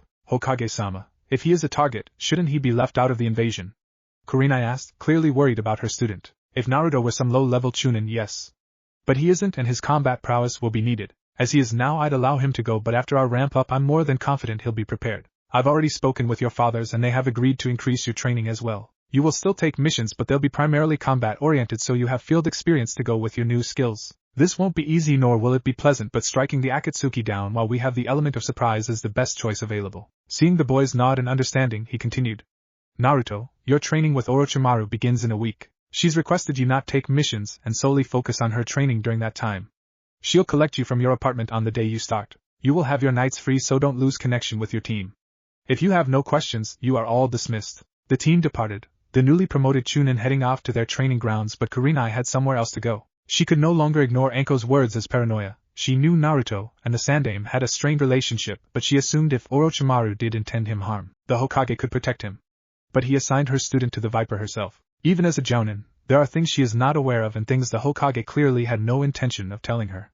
That only made her concern grow more. It didn't help she briefly ran into the Sannin while visiting Naruto. Kurenai was a jounin, a new jounin, but one all the same, and even she was slightly cowed by the passive presence of Orochimaru. The woman exuded supreme confidence, as if she always had things in hand and you were always just a toy for her to play with. It was unnerving, and Naruto was going to be subjected to that for at least 6 months. If she could barely stand to be near an alleged ally, how would she be able to protect Naruto from the people targeting him? As she currently was, she couldn't. She needed to better herself, just as her students would be doing. She needed to expand her skill set, shore up any weaknesses, and get creative with what she was good at. She had a lot of work to do, but knew there was a generalist, someone who was quite good at everything without being outwardly fantastic at any one thing in particular. She arrived at her destination promptly, knocking on the door more frantically than she intended. Soon, the door was opened, and she was greeted by the resident. Asuma, I need your help. He walks with a confident stride and stern visage. It doesn't not reflect his true feelings, but as a Hyuga it is what is expected of him. Expectations, perceptions matter. He wished his eldest daughter would understand that. He wishes a lot about her, mostly that she didn't hate him and her clan. He can see it. Anyone who would bother to pay attention to Hinata could, but most do not take the time. He does. He knows this is his fault. The coldness and lack of affection he subjected her to soon after her mother passed, and she was almost kidnapped. It didn't break her, but she grew quiet and distant. She tolerates him, Hanabi, and everyone else, and if it didn't end up with a caged bird seal, she'd likely just leave the clan to be free of them. Yes, the Byakugan sees all, and he sees her desire to be rid of them. Her clan is little more than weights she cannot cast off. He does not know how to reach her. Her eyes burn with absolute hatred for him, and any attempt to mend what is broken between them is rebuffed. He was weak. A weak man that hid behind tradition and a facade to mask his overwhelming grief. He should have ended the separation between branches. He could have freed his brother, but he wanted to be a perfect leader of the Hyuga, to do what is expected of him. To appear strong but to bow before the forces of habit. It was a paradox. In many ways, Hinata is stronger than him. She actively bristles against tradition and chooses to fight it regardless of her detractors. He should have encouraged it more instead of favoring Hanabi, but it was easier with Hanabi. Hanabi's eyes didn't look through him, deeming him unworthy. They didn't silently ask why he was alive when clearly the superior parent and brother both died, leaving this empty shell of a man. Just like he saw Hinata, Hinata saw him and wordlessly let him know she found him wanting at best, his continued existence offensive at worst. She was lost to him as she had no desire to reconcile, and no amount of apologizing, which he's never done, could fix it. He'd convinced himself of that, so this doctrine of tolerance would continue. A permafrost between parent and child, and all because he'd rather look strong than be strong. But it wasn't his daughter that brought him here, but his nephew, the one person he may have wronged even more than Hinata. The boy had lost himself since the Chunin finals. Not even removing the seal that damned him has been enough to lift his spirits. When he thought himself a slave and had little, Niji had his talent, and the regard it earned him.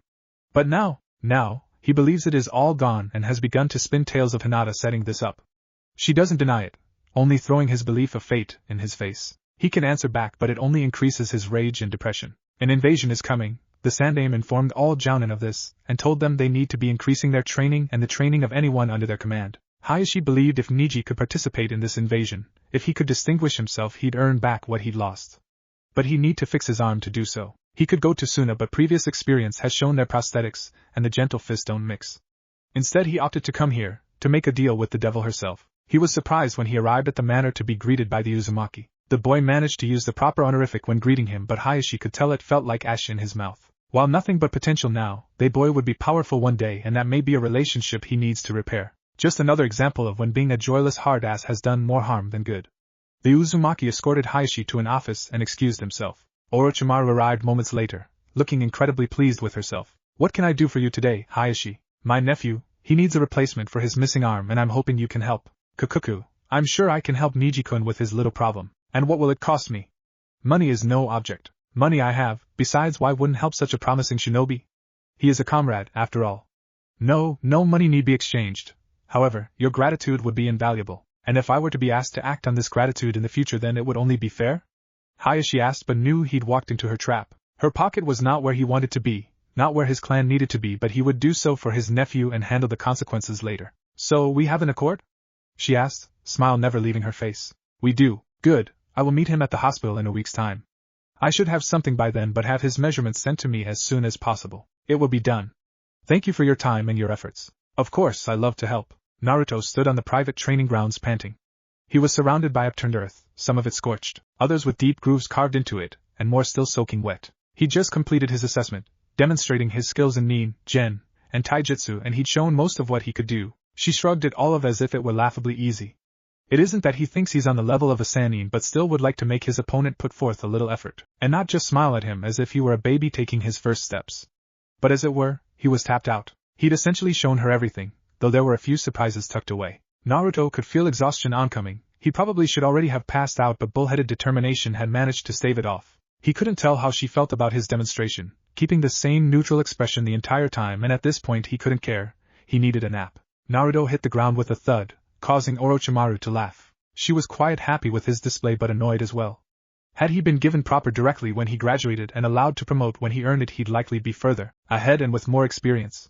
If nothing else, it is experience he needs, as much of what he knows hadn't become instinctive yet, so his transitions to some tactics aren't seamless, but she had 6 months to work out the kinks and expand on his skill set. She saw why he favored his sword. His stature made engaging in taijutsu with anyone older, and therefore larger than him, a chore. His skills were certainly befitting his rank, and she could tell he dedicated the time to keeping them polished, but he wouldn't see a true leap until his body started to mature. She created a clone and had it take Naruto to his room and then called out Naruto's new shadow. Sarutobi-sensei clearly thought he was clever, his little gambit, but he needed to be reminded why she was so ahead of him, and how any piece he puts into play can be turned or neutralized. "Itachi-kun, aren't you going to come out and say hello?"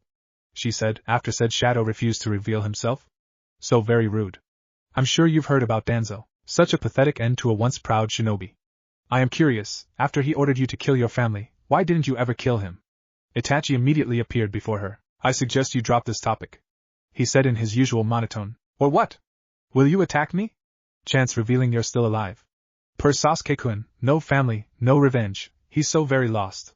He may need guidance. You will stay away from Sasuke. I may and I may not, and there isn't a lot you can do about it." "Kakuku, but back to my question, why didn't you kill Danzo? If someone made me decide between two things I cherished, I may make the decision, but I would certainly kill the person who made me do so." "Did you even consider it?" she asked and saw no response. He was disciplined, but still, she had a feeling she was having an effect. "Or are you unable to act without orders? Another genius that can only follow the path laid before them, and what is the result? Your brother, broken and alone with no bonds to speak of, while you play guard to someone who doesn't need it because another paranoid old man has made demands of you. Kakuku, so tragic, Itachi-kun."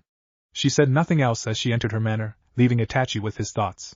As much as he'd want to deny it, the Sannin had a point. Danzo was a threat. He should have removed him to ensure Sasuke would be safe from his schemes and for stopping Shisui from finding an alternate resolution, but he hadn't. He only followed orders, and while the village avoided a civil war, his brother bore the brunt of his choices. It was hard to accept, but it was the truth. Without getting justice with his own hands, Sasuke would find it difficult to move on, and that was Itachi's fault, no one else's. "You know, I enjoy spending time with you." "I really do. As you should. I'm good company and a beautiful woman." "I'm 12, but let's go with that. My point is that since I enjoy spending time with you, Shizen and Tantan, you don't have to carry me." "I'm not going to flee," said Naruto was currently underarm of Tsunade. It was embarrassing. He's a chunin, for crying out loud. After he awoke from his nap, he showered and changed into some civilian clothing, fully prepared to finish his treatise on the battle applications and limitations on the Shunshin no Jutsu. He called it the battle applications and limitations on the Shunshin no Jutsu. Until Tsunade stormed and once again abducted him. Shisho just watched and waved, smiling the entire time. He'd pout if it didn't add to Tsunade's amusement and his shame. "But you need to have an older familial figure embarrass you. It's a rite of passage. Oh joy. Shush, it isn't that bad. The only reason people aren't laughing at me is they think you'll punch them into the sky. And I will, so you have nothing to complain about. Besides, we're here." Here was a small bar. Apparently he was going to drink his dinner once more. The two settled in, joined by Shizen shortly after their arrival, and chatted away between drinks. Naruto could tell something was bothering Tsunade but didn't want to bring down the mood. After a few bottles, she got a faraway look in her eyes and asked Naruto something he had not been expecting. "Brat, why don't you want to be Hokage anymore? Isn't it against your nindo to give up?" Naruto paused for a moment, truly surprised by the question. Like so many things in his life, when he'd let go of his dream he just busied himself with training and his work, but he can still clearly remember the day he stopped believing it were possible. "I didn't stop wanting it, I just no longer believed it to be an achievable dream." "Why?" asked Shizen. He looked sad, so it was something he didn't enjoy talking about it, but it's better to get these things off your chest. "When you guys treated me, after I returned and gave my debrief, the old man, of course, denied me my promotion. But he had this look in his eyes, pleading with me to understand him, to sympathize with him. He held all the power, but he acted as if he were the victim of these large forces outside of his control. I hated him in that moment, sincerely I hated him in his entirety. Before that meeting, I still had some trust and held a sliver of affection for the old man, if for no other reason than old time's sake. But he killed it. All the times he told me I'd earn acknowledgement if I just worked hard enough and showed the village my worth. He had no intention of allowing me to do that, and if he would hold me back, what hope did I have of convincing the rest of these small-minded assholes? But that Chunin that was with you after Ishval, he came around. Shizen pointed out. True, but Nachan, there are thousands of shinobi in Konoha. How could I ever possibly work with enough of them to change the opinion of me en masse? The numbers simply didn't work out, and besides some catastrophic event or a war, which I'd never wished for, I didn't see another path with the Hokage actively working against me. So, I dedicated myself to improving my skills as a shinobi, inside and outside of combat. I had no name, you know? For what I knew, I didn't come from a clan, so it's not like I had some prized lineage. Naruto stopped to chuckle at that. All I had was the willingness to outwork everyone, but when you're shown hard work doesn't matter what's left. Become some fiend like Danzo? Always plotting and scheming in the dark? That's not me. Instead I decided I'd be the strongest ninja in the village. One no one could ignore. Even if I never was named Hokage, I'd make the sitting Hokage look like an also-ran in comparison. Tsunade laughed. It sounded like something Kushina would say, and it was good to have a reminder that while often serious, his spirit hadn't been broken. Why did you ask? Sensei told me you used to want to be Hokage. I was just curious. You know, I've lost a lot of people to that dream. So many I came to despise the position. Irrational? Probably, but I just did. A selfish part of me was relieved when he said you'd given up. I wouldn't have to lose you as well, but if being Hokage is what you truly want, you shouldn't let Sensei be the reason you no longer believe it possible. He won't be Hokage forever, and of all the people he's considered, none would intentionally hold you back, I guess. I just haven't thought about it in a while. Think about it, or don't. Ultimately, it's up to you, but don't let that old bastard be the reason you don't try. Don't give him that power. I'll consider it. The mood lightened after that, and the trio continued to enjoy the night. Unbeknownst to them, Jiraiya had returned to the village. When Sarutobi-sense informed him Naruto would be apprenticed under Orochimaru, he was furious at Hiruzen giving Naruto to Orochimaru for any period of time. He left to collect himself but returned, hoping he could convince his sensei this was a terrible idea. Hiruzen tried to get Jiraiya to accept this, as it was the best option for the time being. No argument could appease the Sannin, as he feared what her influence would do to his godson. Jiraiya stormed out of Hiruzen's office in desperate need of a drink. He just so happened to pick the same establishment our trio were occupying. He immediately approached them, happy at the chance to spend time with Tsunade and Naruto, and it was in that order. Hey, what are you three doing here? He asked. We were enjoying ourselves. What are you doing here? I just left Sensei's and decided I could use a nightcap. Naruto, I need to warn you, don't bother. The Sandame already has. Everyone treats her like she's going to eat their children. Maybe she's earned that, maybe not, but she's been good to me, minus the stabbing. He said the last part quietly. You don't know her like I do. We were on a team together for years. You need to listen to me, Naruto. I only have your best interests in mind. That's cool or whatever, but I'll be fine. I prefer to judge people for myself, and if something feels wrong I'll handle it. You can't handle it. This isn't some second-rate Kiri swordsman, Naruto. Orochimaru has been at this longer than you've been alive. She could have plans within plots and you'd never know until it was too late. She's twisted, she always has been. Just come on the road with me. I trained your father. I certainly can train you. He ignored Tsunade's scoff and waited for Naruto's reply. I don't fight like my father. From what little I know, I'm nothing like him. I just don't think you're the best sensei for me. It really isn't anything personal. Not personal? You'd rather be taught by that sick monster than your own godfather, and it's not personal? You're my godfather? Naruto said in genuine surprise and was wondering why his mom hadn't said anything. Yes, and I'm sorry I hadn't been there for you. I won't make excuses, but give me a chance to make this right. We can go on the road and I can show you more than the snake ever could. Jiraiya said, his old feelings of jealousy flaring up. The old man isn't pulling me off my team. I can't continue to take missions with them if I left, and he said it's important I do that. We can take missions, Naruto, but I wouldn't be with my team. I need to stay in sync with my team, so I have to stay here. Also, the old man already decided and I agreed to it. I don't go back on my word. This time you do. You have no idea the amount of danger you are in, and I can't fathom why Sarutobi-sensei is allowing this. Granted, he was always too soft on his favorite student, literally letting her get away with murder, but this is too far.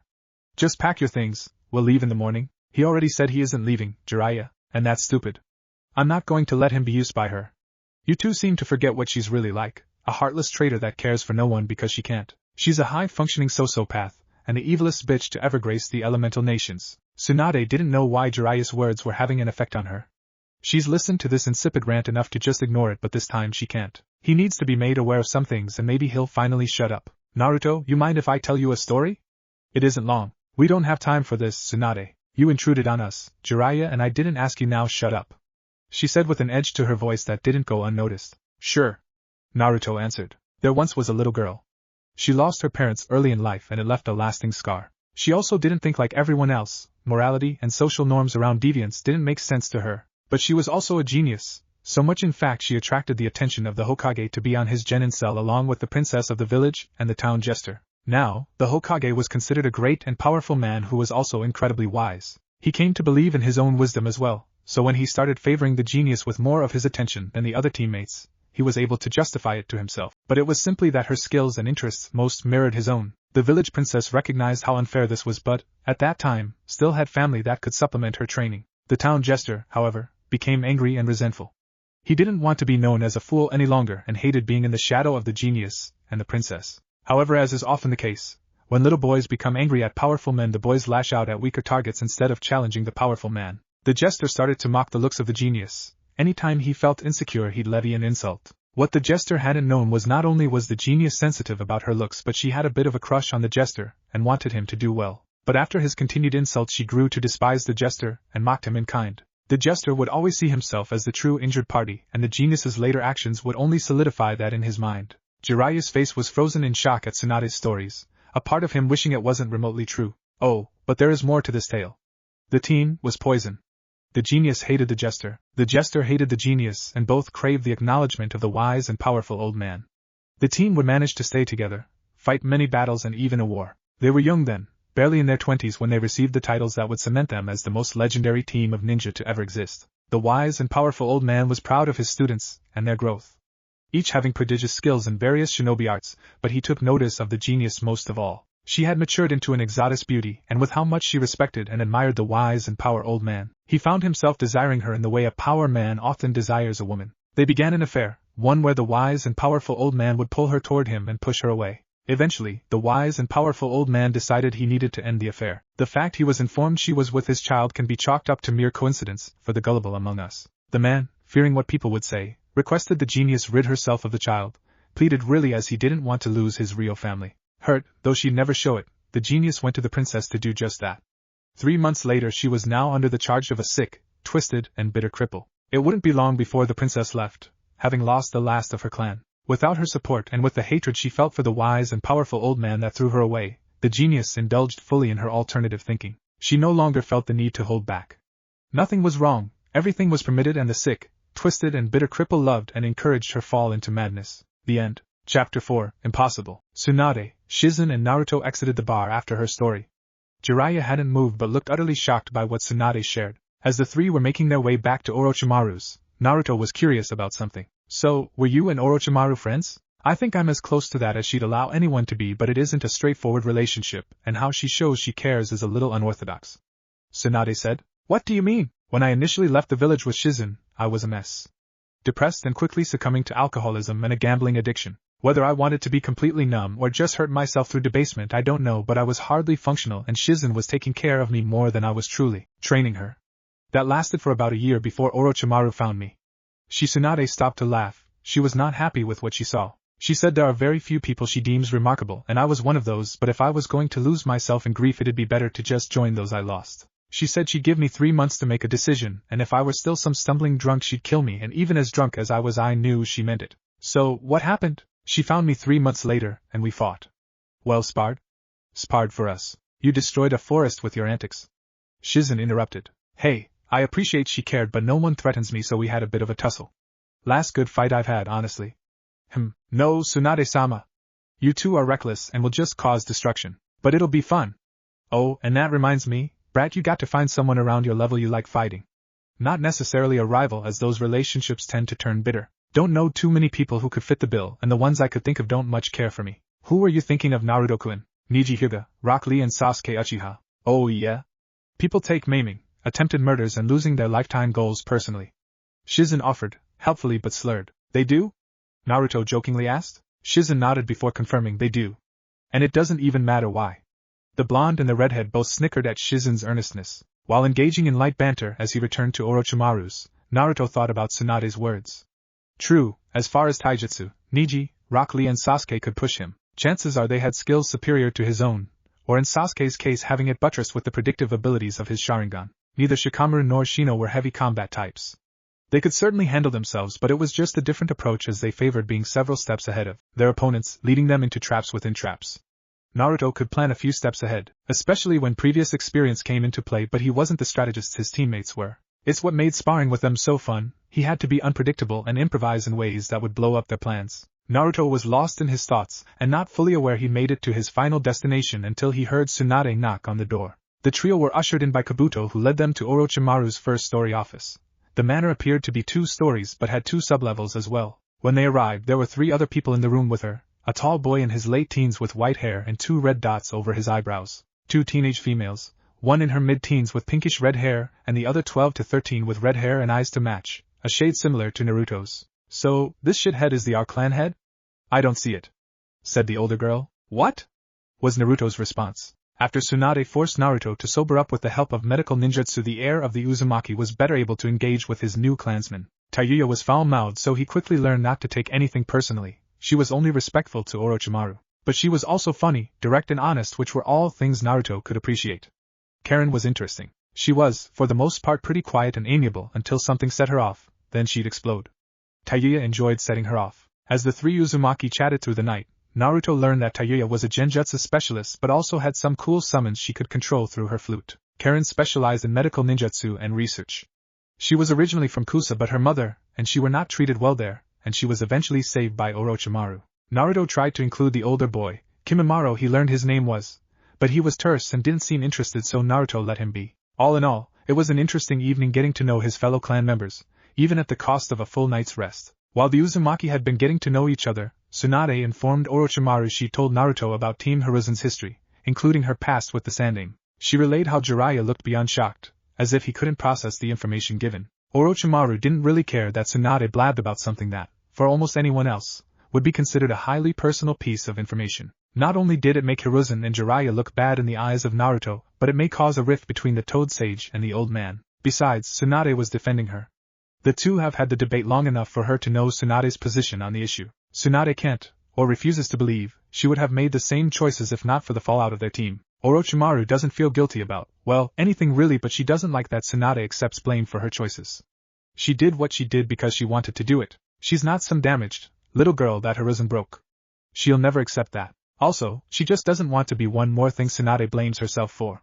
The woman is so guilt-ridden, it's amazing she manages to get out of bed. It's unhealthy and limiting.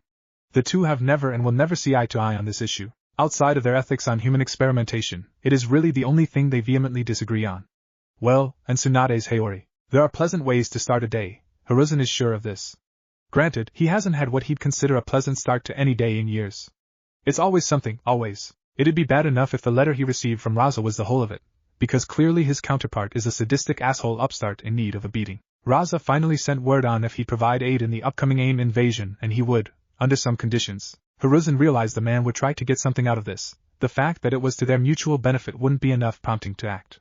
But why this? Raza wants to see the fight that should have been the finals of the Chunin exams, Gaara versus Naruto, Jinchuriki versus Jinchuriki. He also wants this exercise as pointless measuring to take place in Suna, as to give his boy as much of an advantage as he could. Hiruzen could have safeguards on hand, making sure Jiraiya was there with seals in hand to subdue either of them.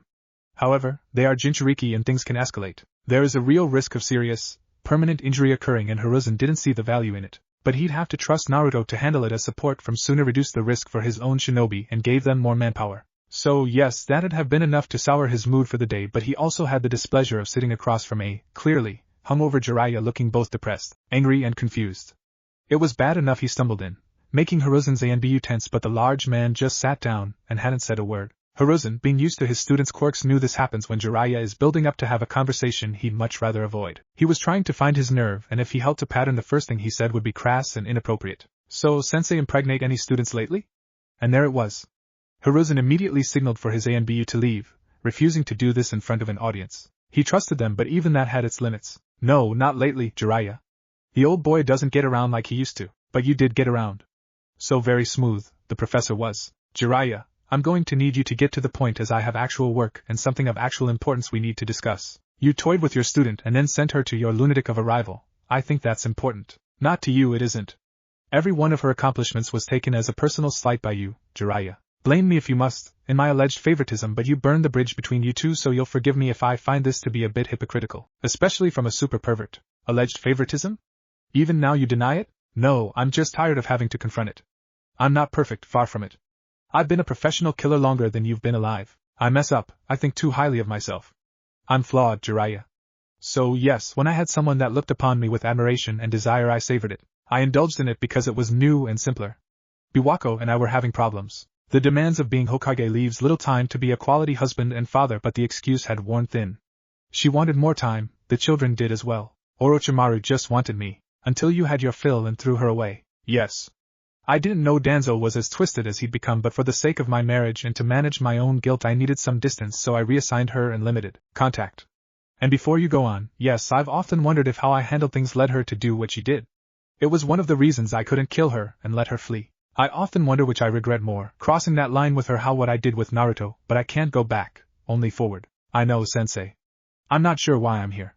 I guess after Tsunade told me, I've just been thinking about how things could have been different, if I hadn't been so jealous and the like. Maybe she would have stayed on the straight and narrow, maybe, Jiraiya. This is a question I've often had to ask myself as well. So, does this change things for you? No.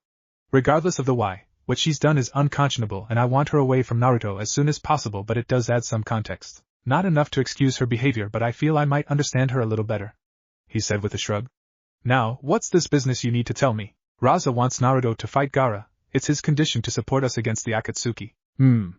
I'm not ashamed to admit I wanted to see the fight. Were you disappointed when Naruto forfeited at the Chunin exams? No, it was the right call, but Gaara had the best chance to push Naruto. You weren't exactly forthcoming with his skills, so I know very little of what he can do. He was to be your apprentice, you were supposed to find out. Hiruzen said crossly, which Jiraiya waved off, dismissively. I was under the impression I was to babysit and play bodyguard. If I seriously trained the kid, he'd run through the finals, which he did anyway. I never told you not to seriously train him. The Sandaime shot back. He hadn't. No, you just said you had concerns about his maturity and didn't think he was quite ready to advance, and just so you know, I've been distracted with Orochimaru and the Akatsuki, but we will be having that conversation soon, old man. So you teach him the Rasengan? The Sandaime asked, deciding not to acknowledge the latter statement. I didn't know the kid would get it in a month.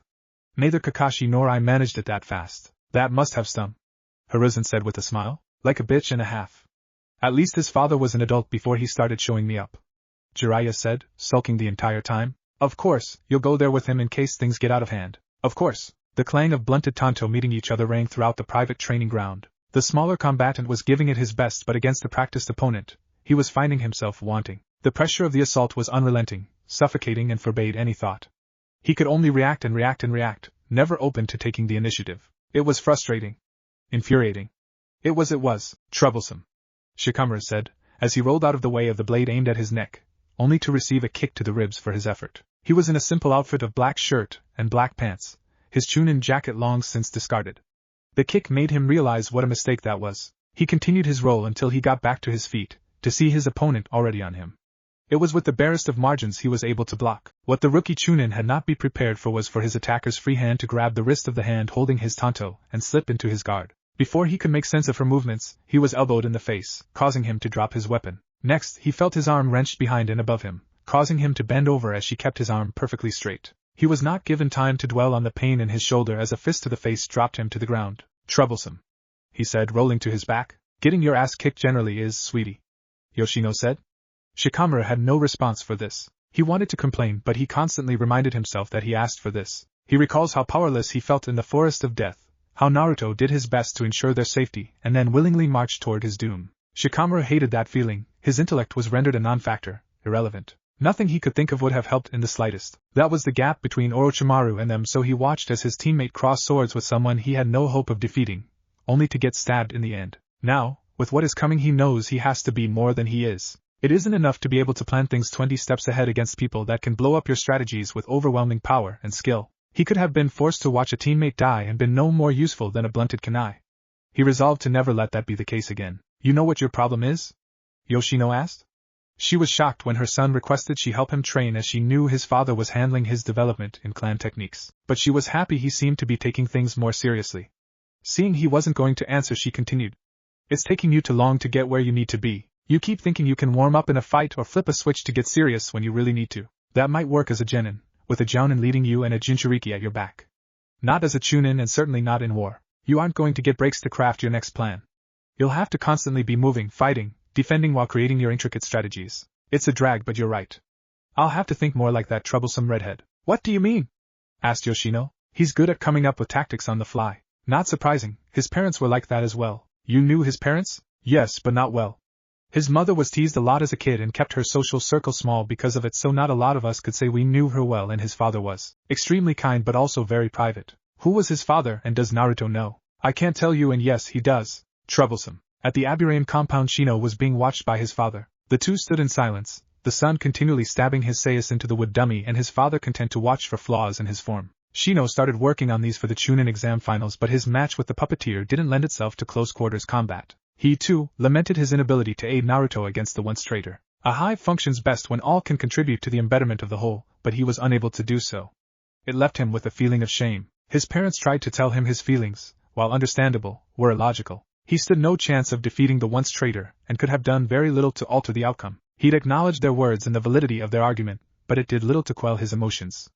Naruto is strong, the strongest of the three of them. Neither he, nor Shikamaru would challenge that, but their teammate has never lorded it over them. He never discounts their contributions or tries to invoke his seniority in an attempt to diminish them. He has relied on them, their skills and talents, but when he needed them the most they were impotent. Useless is something he'd never felt before, and something he wishes to avoid ever feeling again. So, he resolved to better himself, to diversify his skill set while sharpening himself.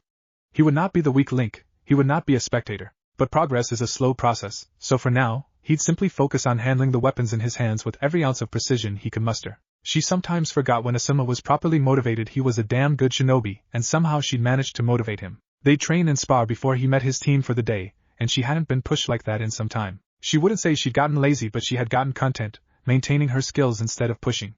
Jounin were the elite, but even among them there were levels. She needed to be a legitimately elite Jounin. Her students needed her to be so. Especially Naruto. It was hard being his sensei, not because of what he contained.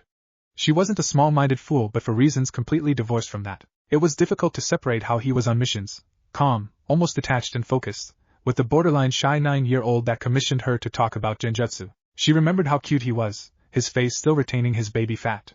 He'd become a seasoned shinobi since then, and it had taken a bit for him to warm up to his team. When he finally did, she realized he was the same good-natured boy, just one that kid behind a facade to those he didn't trust. Her second concern was simply, she wasn't sure how much she truly had to teach him. His chakra control was decent, excellent given his reserves, but not fine enough for genjutsu. She wasn't a ninjutsu type, so had very little to offer someone that could use all 5 nature releases. Stealth? To some extent, but his summons had taken care of a good portion of that. He was ready to be a chunin when she got him and felt a little lost, but they managed to figure it out. Now, however, he was marked. By the Akatsuki and by Orochimaru.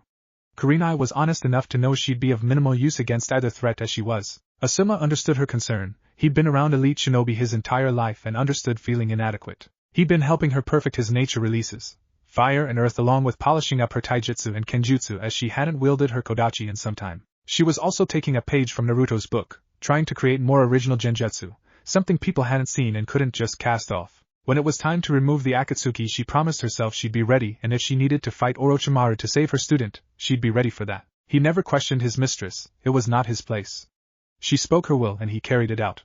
Theirs was a simple relationship. However, when he first laid eyes on the redhead she was so taken with, he had to admit he was filled with doubts, concerns that said boy was not worth his mistress's attention. As if she knew, she arranged for them to spar, and while he never took opponents lightly, he still held little hope for the boy. Kimimaro could admit when he'd been wrong, and he misjudged this Naruto. The spar started with taijutsu, and the smaller boy quickly learned not to kick someone with the dead bone pulse in the leg, though he recovered quickly. The exchanges were fast, both boys using agility, reaction time and spacing to deflect and slip their blows. Kimimaro initially disregarded the other boy's tactic of kicking him in the calf, instead of the outside of the leg that typical leg kicks targeted. That is, until he started to slow down, and wasn't able to put as much pressure on his legs. The boy had been wearing him down. The accumulated damage had taken its toll, but even still, Kimimaro had gotten the better of their fight. Naruto was worse off. A bloody lip is all that remained of the visible damage as his bruises healed swiftly, but he was breathing heavily. Kimimaro admitted to himself that Naruto was a tank, taking hits some of the sound 5 couldn't endure, and keep going.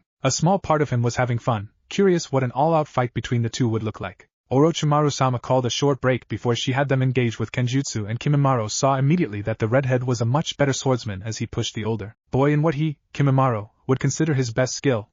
The duel was fast, but Kimimaro could tell Naruto was attempting to incorporate some new elements. It hadn't been quite mastered yet, but when it was the Uzumaki would be a nightmare. His speed and power were excellent, but his nascent ability to transition from a downward slash to a thrust to a horizontal slash with just a change in his grip and wrist movement was impressive.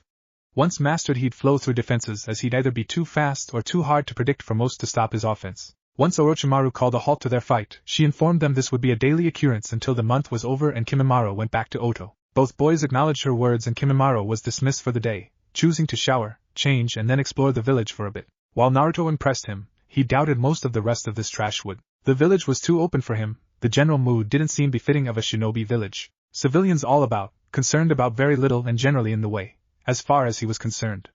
Kimimaro wasn't used to this kind of atmosphere. Oto only had people who were of use to his Orochimaru-sama, and before that he spent his time in a cell, like an animal. He had to stop himself from thinking about his time with his clan. It always angered him, and anger would do him no good.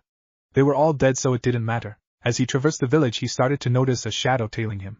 Deciding against playing coy, he called it out to see a panther cub emerge and trot up to him. "Hi, why are you following me? Oniai-chan said you might want some company since you didn't know anyone, and Konoha residents can be jerks. The trash of this village does not concern me," he said before turning around and continuing his walk, and noticed the cub walked right alongside him. "You can return to your summoner. I'm good," she said, not taking the hint.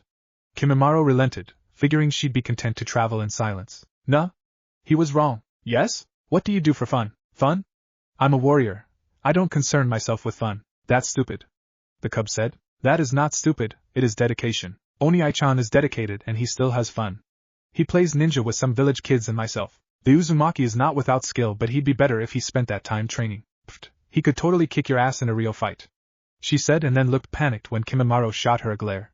He assumed it was the glaring that caused her reaction. "Don't tell Oniai-chan I said a bad word, okay?" He was wrong again. "I'll consider it," he said, causing the summons to relax. He was curious why she was so concerned with the Uzumaki finding out about her word choice, but decided it was of little concern. "We should get some lunch. I know the perfect place." "Fine," Kimimaro said, and followed the cub to a small stand that served ramen. He learned the cub's name was Majila, and she apparently came to the stand a lot, enough to have a tab and be known by the chefs. Tuchi and Ayam were some of the few people to treat Naruto decently, so he ate at the stand a lot. As a consequence, Majila did as well. They didn't even hesitate to feed nor speak with her as if were an everyday occurrence. He paid little attention to the exchange until the expressive cub called him her Oniai-chan's new friend. If he were one to do so, he would have snorted. He could respect the Uzumaki, but friends? Jugo was his only friend. He didn't see the need in another. However, the ramen chef seemed excited and offered him a free bowl in thanks. Their gratitude mirrored Jugo's own, and Kimimaro was curious why it was of note that he'd be friends with, though he wasn't, the redhead. Granted, he knew very little of the Uzumaki's life. He never considered asking and assumed his mistress would give him all the information he needed. Now, he was curious. He offered to pay for the meal, but the chefs declined, saying Naruto leaves a balance in case Majila stops by, so it was covered. He decided to return, having seen enough of the village, and the small summons was right beside him. Letting his curiosity get the better of him, Kimimaro was forced to ask, why did those chefs find it noteworthy I'm friends with Naruto? The villagers weren't very nice to him, many still aren't. They treat him like he isn't there, or, at the very least, like they wish he weren't. Almost no one wanted to befriend him, so he was alone a lot before he joined us Panthers. Then he was happy because he had friends. Interesting, Kimimaro thought, but said nothing else as the pair walked back to the manor. As Kimimaro was gone to explore the village, Orochimaru was continuing her training of her latest apprentice. She couldn't let go of the feeling he was hiding something significant from her, and without knowing the full extent of his abilities she may be covering things he already knows, instead of advancing him with new knowledge. It was time she got a full picture of what he could do. Having her snakes bind him was just to help loosen his lips. You're holding back on me, Naruto-kun, he said intelligently. Granted, he was, but how did she know that? If I'm going to train you properly, I really need to know all you can do. Tai and Kenjutsu I know, and you'll be at a higher level by the time we attack the Akatsuki, but I know ninjutsu is your strongest skill, so what are you hiding? Just a few things, but they are my trump cards. Also, the old man's ANBU is always watching and I don't want him to know, Naruto said. Seemingly, she approved of the sentiment, as she had her snakes release him. As she released him, the ANBU appeared before them. You have no reason to fear my reporting your skills to the Sandaime. My orders were to protect you, not monitor you, especially as your original techniques all fall under clan techniques until stated otherwise. The ANBU swiftly disappeared after that. See? Now please, Naruto-kun, what have you been holding back? Well, first, I developed the release technique, but I only have one. It's an illusion. Please demonstrate it, she said, and watched as he hesitated before following her orders. 4 hand seals later, and she saw a flash of light, and then her world turned black. The only source of color was a red moon and Naruto's red hair. However, his hair was longer, flowing down to the ground and had become black at its ends. It kept growing until the ends became panthers, all coming from her. It surprised her when she felt actual pain from the bites, and it took a considerable flare to end the illusion. I call that my hunter's moon technique. Impressive. Similar to Tobirama's bringer of darkness. But that isn't all, is it? No. You should probably come by me, though. My control with this isn't where I'd like it to be. Orochimaru quirked an eyebrow but did as her student requested. He then promptly performed 8 hand seals and slammed his hand on the ground. She couldn't hear his vocalization but didn't have to wait long for the jutsu to emerge. 40 feet from them, she saw something amazing. Unbelievable, really. It rushed from the ground and spread to the sky. Even as far away as she was, she could feel the heat. She could only stare at her apprentice. He'd, seemingly, done the impossible. How? She asked, and he bashfully scratched the back of his head. His natural affinities are wind and water, she knows that for a fact. Kabuto is the best at what he does. It's really just phases of matter. Once you understand that, the trick just becomes molding the chakra. No big deal, really. The 2 senior ninja bearing witness to this couldn't have disagreed more vehemently. Itachi now understood why Naruto wanted to keep this secret. Orochimaru was simply beyond pleased. It seems she has something to learn from her student. She, of course, wasted no time relaying how delighted she was. If you were older Naruto-kun, I'd have you right here and now until you begged for mercy twice. I've never begged for anything a day in my life. He retorted. Twice. She didn't seem to care. What do you call that, by the way? It's my lava style, burning geyser. It was another team training session for Team 7 and the clear blue sky did not reflect the mood of the team. The Uchiha had changed recently. He'd lost his spark. It was obvious to every member of the team. His drive all but gone, everything he did was by rote, his body moving through the motions. Sakura was no help, as her history of trying to befriend/ensnare/console the last Uchiha always ended in failure. He dismissed her out of hand if it wasn't about missions. Sasuke respected Kakashi, as much as Sasuke respected anyone but still could draw no comfort nor inspiration from the man. He was too remote, contrasting Sakura's extreme openness. Sasuke was the acknowledged leader of their pack but he was faltering and Kiba, his partner, could do little to help either. He'd taken the secondary position so any challenge levied now would seem impotent. He'd given up being a true challenge early in their formation. Akamaru was concerned, if the team didn't function well his partner was at risk which meant he was at risk. He didn't fully understand why the Uchiha had lost his motivation but it negatively affected all. He never liked the Uchiha, there was an omnipresent darkness in him. It had been focused and intense. While it's lost its intensity, the lack of focus makes it a possible contagion. Would he bring the rest of the team down as he believed his emotions were somehow deeper than anyone else's? Would he turn violent as his depression gave way to anger? Akamaru didn't know and the elders of his pack had very little to say on the matter. He was powerless to change things and could only be diligent in protecting his partner. It was all he could do, that and hope someone could reach the boy before he sunk in on himself completely or lashed out at others. Neither were ideal and both would be a waste of potential. Come on, Akamaru, let's show Sasuke what's what, Kiba said with forced enthusiasm. Akamaru heeded his call all the same. The spar would likely have the same results they always did but even if Kiba did win he'd take no pride in it, and Sasuke would feel no shame.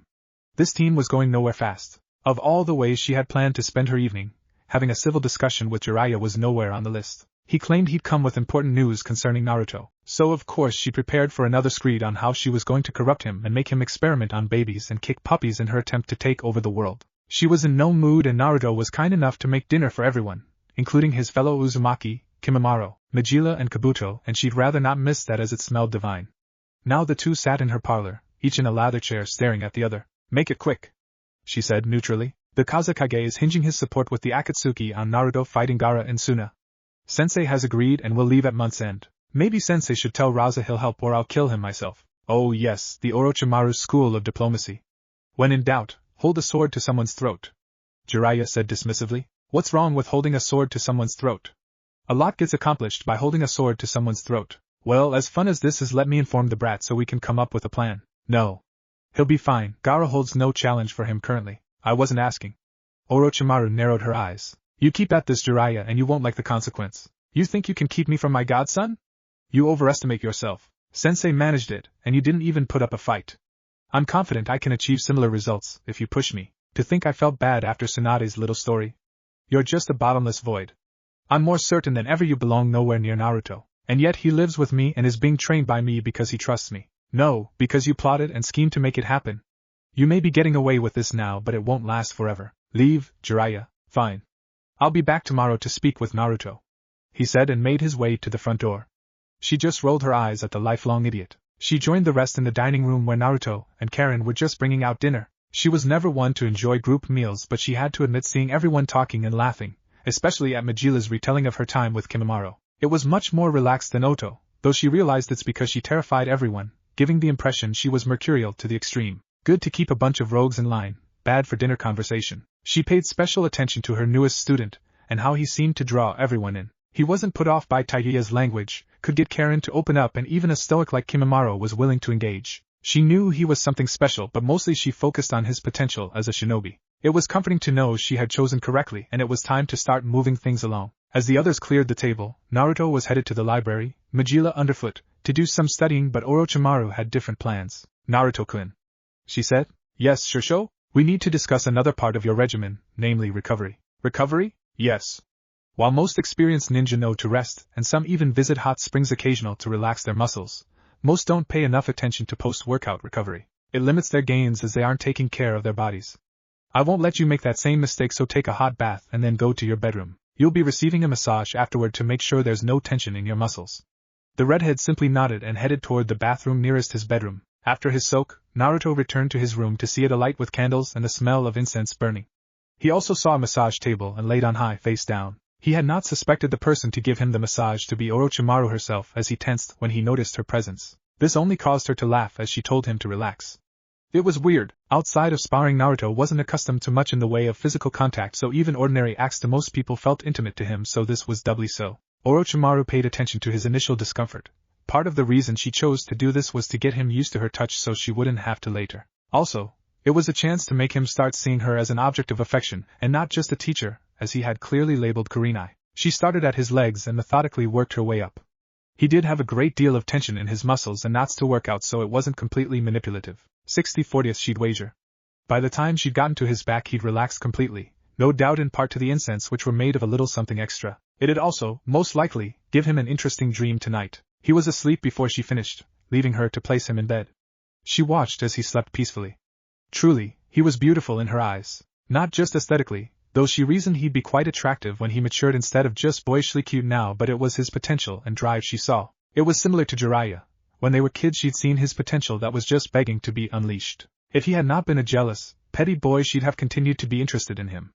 Naruto would be greater still and hold none of Jiraiya's inferiorities. He broke the rules of ninjutsu and apparently had been working on his lava release for almost 2 years, all in secret. Ice release as well, after seeing it in action during a mission. Phases of matter, she remembers him saying.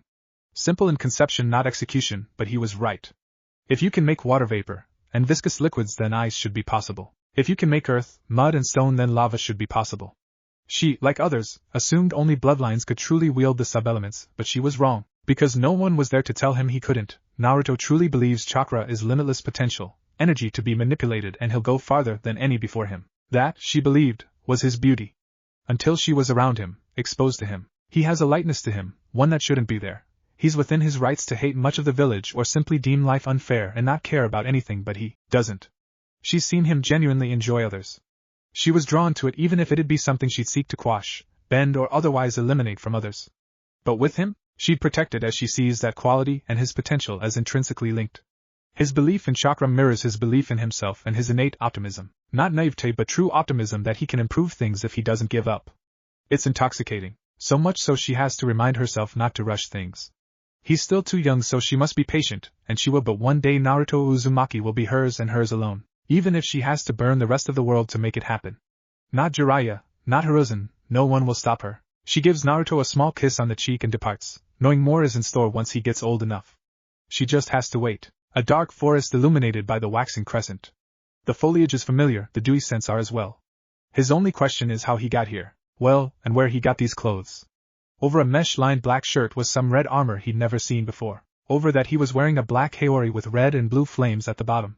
He can't see it, but a red Uzumaki swirl lies at the center of his back. His sword is strapped to his back and he has his kunai holsters strapped to each leg. His black pants, strapped with crimson tape at the ankles, and his black shinobi sandals finish the look. He has no more time to think about his clothing as a tidal wave comes toward him, uprooting the trees in its way. He wastes no time performing a series of hand seals and immediately unleashes a strong blast of wind, one powerful enough to cleave the tidal wave in two, splitting so none of the water hits him. In the distance he sees a figure running toward him with great speed. As the figure gets closer, he sees the glow of right chakra contained in some type of blade.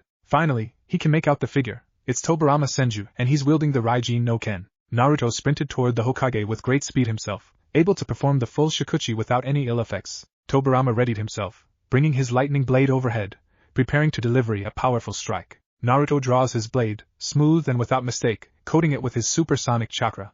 The two blades meet in the middle and neither give way to the other. Naruto placed his left hand on the hilt, now gripping with both as Tobirama is much stronger than him, but that will be to his benefit. Naruto spun, allowed Tobirama's forward momentum to carry him forward while tries to horizontally slash his back, but the Senju was more than ready for that and swiftly blocked the strike with his own blade. Naruto jumped back to give himself some space, and the two combatants eyed each other. Without a word to the two re-engaged, but there were few sword clashes, their dance performed in near-perfect silence. He was the better technical swordsman, but technique can be overwhelmed by physical superiority and experience, something the Naidame had in spades. This was leaving Naruto on the defensive more than he would like, but it couldn't be avoided. He knew he had to be patient, to find a true opening and exploit it for all it's worth. It took a few moments, but he finally saw it, a hole in Tobirama's offense. Naruto promptly charged forward with a thrust of his blade, the speed surprising the former Hokage, and just as Naruto was about to score a blow, Tobirama vanished. Hiration the redhead thought, and swiftly turned to where he believed the follow-up attack would come, bringing his sword down. He was met with a clang, but it was not Tobirama's Raijin that stopped his blade, but a tri-pointed kunai. Blue eyes met blue eyes as Naruto stood in front of one of his longtime idols and his father, Minato Namikaze. Without preamble, the yandame went for a leg sweep and Naruto jumped back. It was a mistake as the yandame kicked him whilst he was in midair, causing the smaller Uzumaki to fly back and roll until he got back to his feet. Minato launched 3 of his signature kunai, and Naruto knew he'd be overwhelmed if they got near him, so he tried something, an experiment he hadn't perfected yet. He coated his blade with his supersonic chakra flow, and swung his blade, creating blades that flew through the air. He managed to sever the shiki of 2 of the kunai but missed the one, his control over the technique failing at some point. The kunai landed beside him, and he jumped forward, turning to face the opposite direction, hoping he predicted right. He didn't. He tried to swing his blade where he thought his father might flash to, but he guessed wrong and was punched in the stomach for his trouble. The hit was hard enough to make him drop his blade and Naruto shunshined away, but another tri-tip kunai was in hot pursuit. Naruto landed on a tree branch, one of the few not taken out by the Naidame's water jutsu. To his dismay, as soon as he landed he heard a thud. On instinct he sent a great deal of chakra to his left hand, turning toward his right. Rasengan met Rasengan as father and son battled for dominance. Minato eventually released his and grabbed Naruto's wrist with the same hand. Before he could think, Naruto was no longer on a tree but hanging over a cliff. He looked up to his father, who was dangling him, and the man smiled before releasing Naruto's wrist and letting him fall. It was darker, he could see nothing but black as not even the moonlight penetrated. His fall felt never-ending until he landed on something soft. He was on a bed and in a room with sporadic spots of candlelight. The scent was familiar, but he couldn't quite recall what it was, but he was very comfortable. He decided to close his eyes. The 2 former Hokage had pushed him hard and he needed to rest. Kakuku, he heard the familiar laugh and shot up, turning to see his new sensei, in a dark red kimono. Her nail polish matched the color of the kimono, and he could see a faint trace of lipstick. Her hair was pulled back in a loose bun, and the candlelight accented the complexion of her skin nicely. She was, in short, beautiful. Desirable in a way Naruto hadn't thought another person could be. Her sauntering over to him, pace deliberately slow, didn't help matters as he saw the sway in her hips and the slit bounce of her breasts. He was feeling things he couldn't put words to. Like some long-lost knowledge he couldn't quite remember, an impression he should be doing something to with her. When she finally made it to the bed and claimed his lips, the picture became a little clearly. Acting on instinct he returned the kiss, mimicking her motions, his hands around her waist but decidedly unhappy with their lack of activity. As if they had a will of their own, they started to undo her purple obi and he felt her smile. Taking that as a cue to continue, he slipped his hands in her now loosened kimono, each making the slow climb toward her breasts. He was enjoying the feel of his skin, slightly cool to the touch, and wanted to savor it. Before he could reach his intended goals, she broke off the kiss and pushed him back so he was lying flat on the bed. She then mounted him, smiling as she started to slowly drop the kimono from her shoulders. So entranced he could only stare at her eyes until he realized she was topless. Daring to break eye contact, his vision drifted down, once again noticing her red lips and then her slender neck. Just as he was about to lay eyes on her naked breasts he felt a thud. And then another. And another. "Wake up, Oniai-chan! I'm up, I'm up!" Naruto near shouted, confusion and irritation warring within him. "Good. It's time for training. Okay, I'll start getting ready," he said before noticing a certain stiffness which caused him to blush. "After I take a cold shower." What if Godlike Naruto is denied a promotion? And thanks for watching my video till the end. If you enjoy this content, then do consider subscribing to my channel, and leave a like if you guys need the next part. Comment down, and thanks for watching the video, and see you guys in the next video.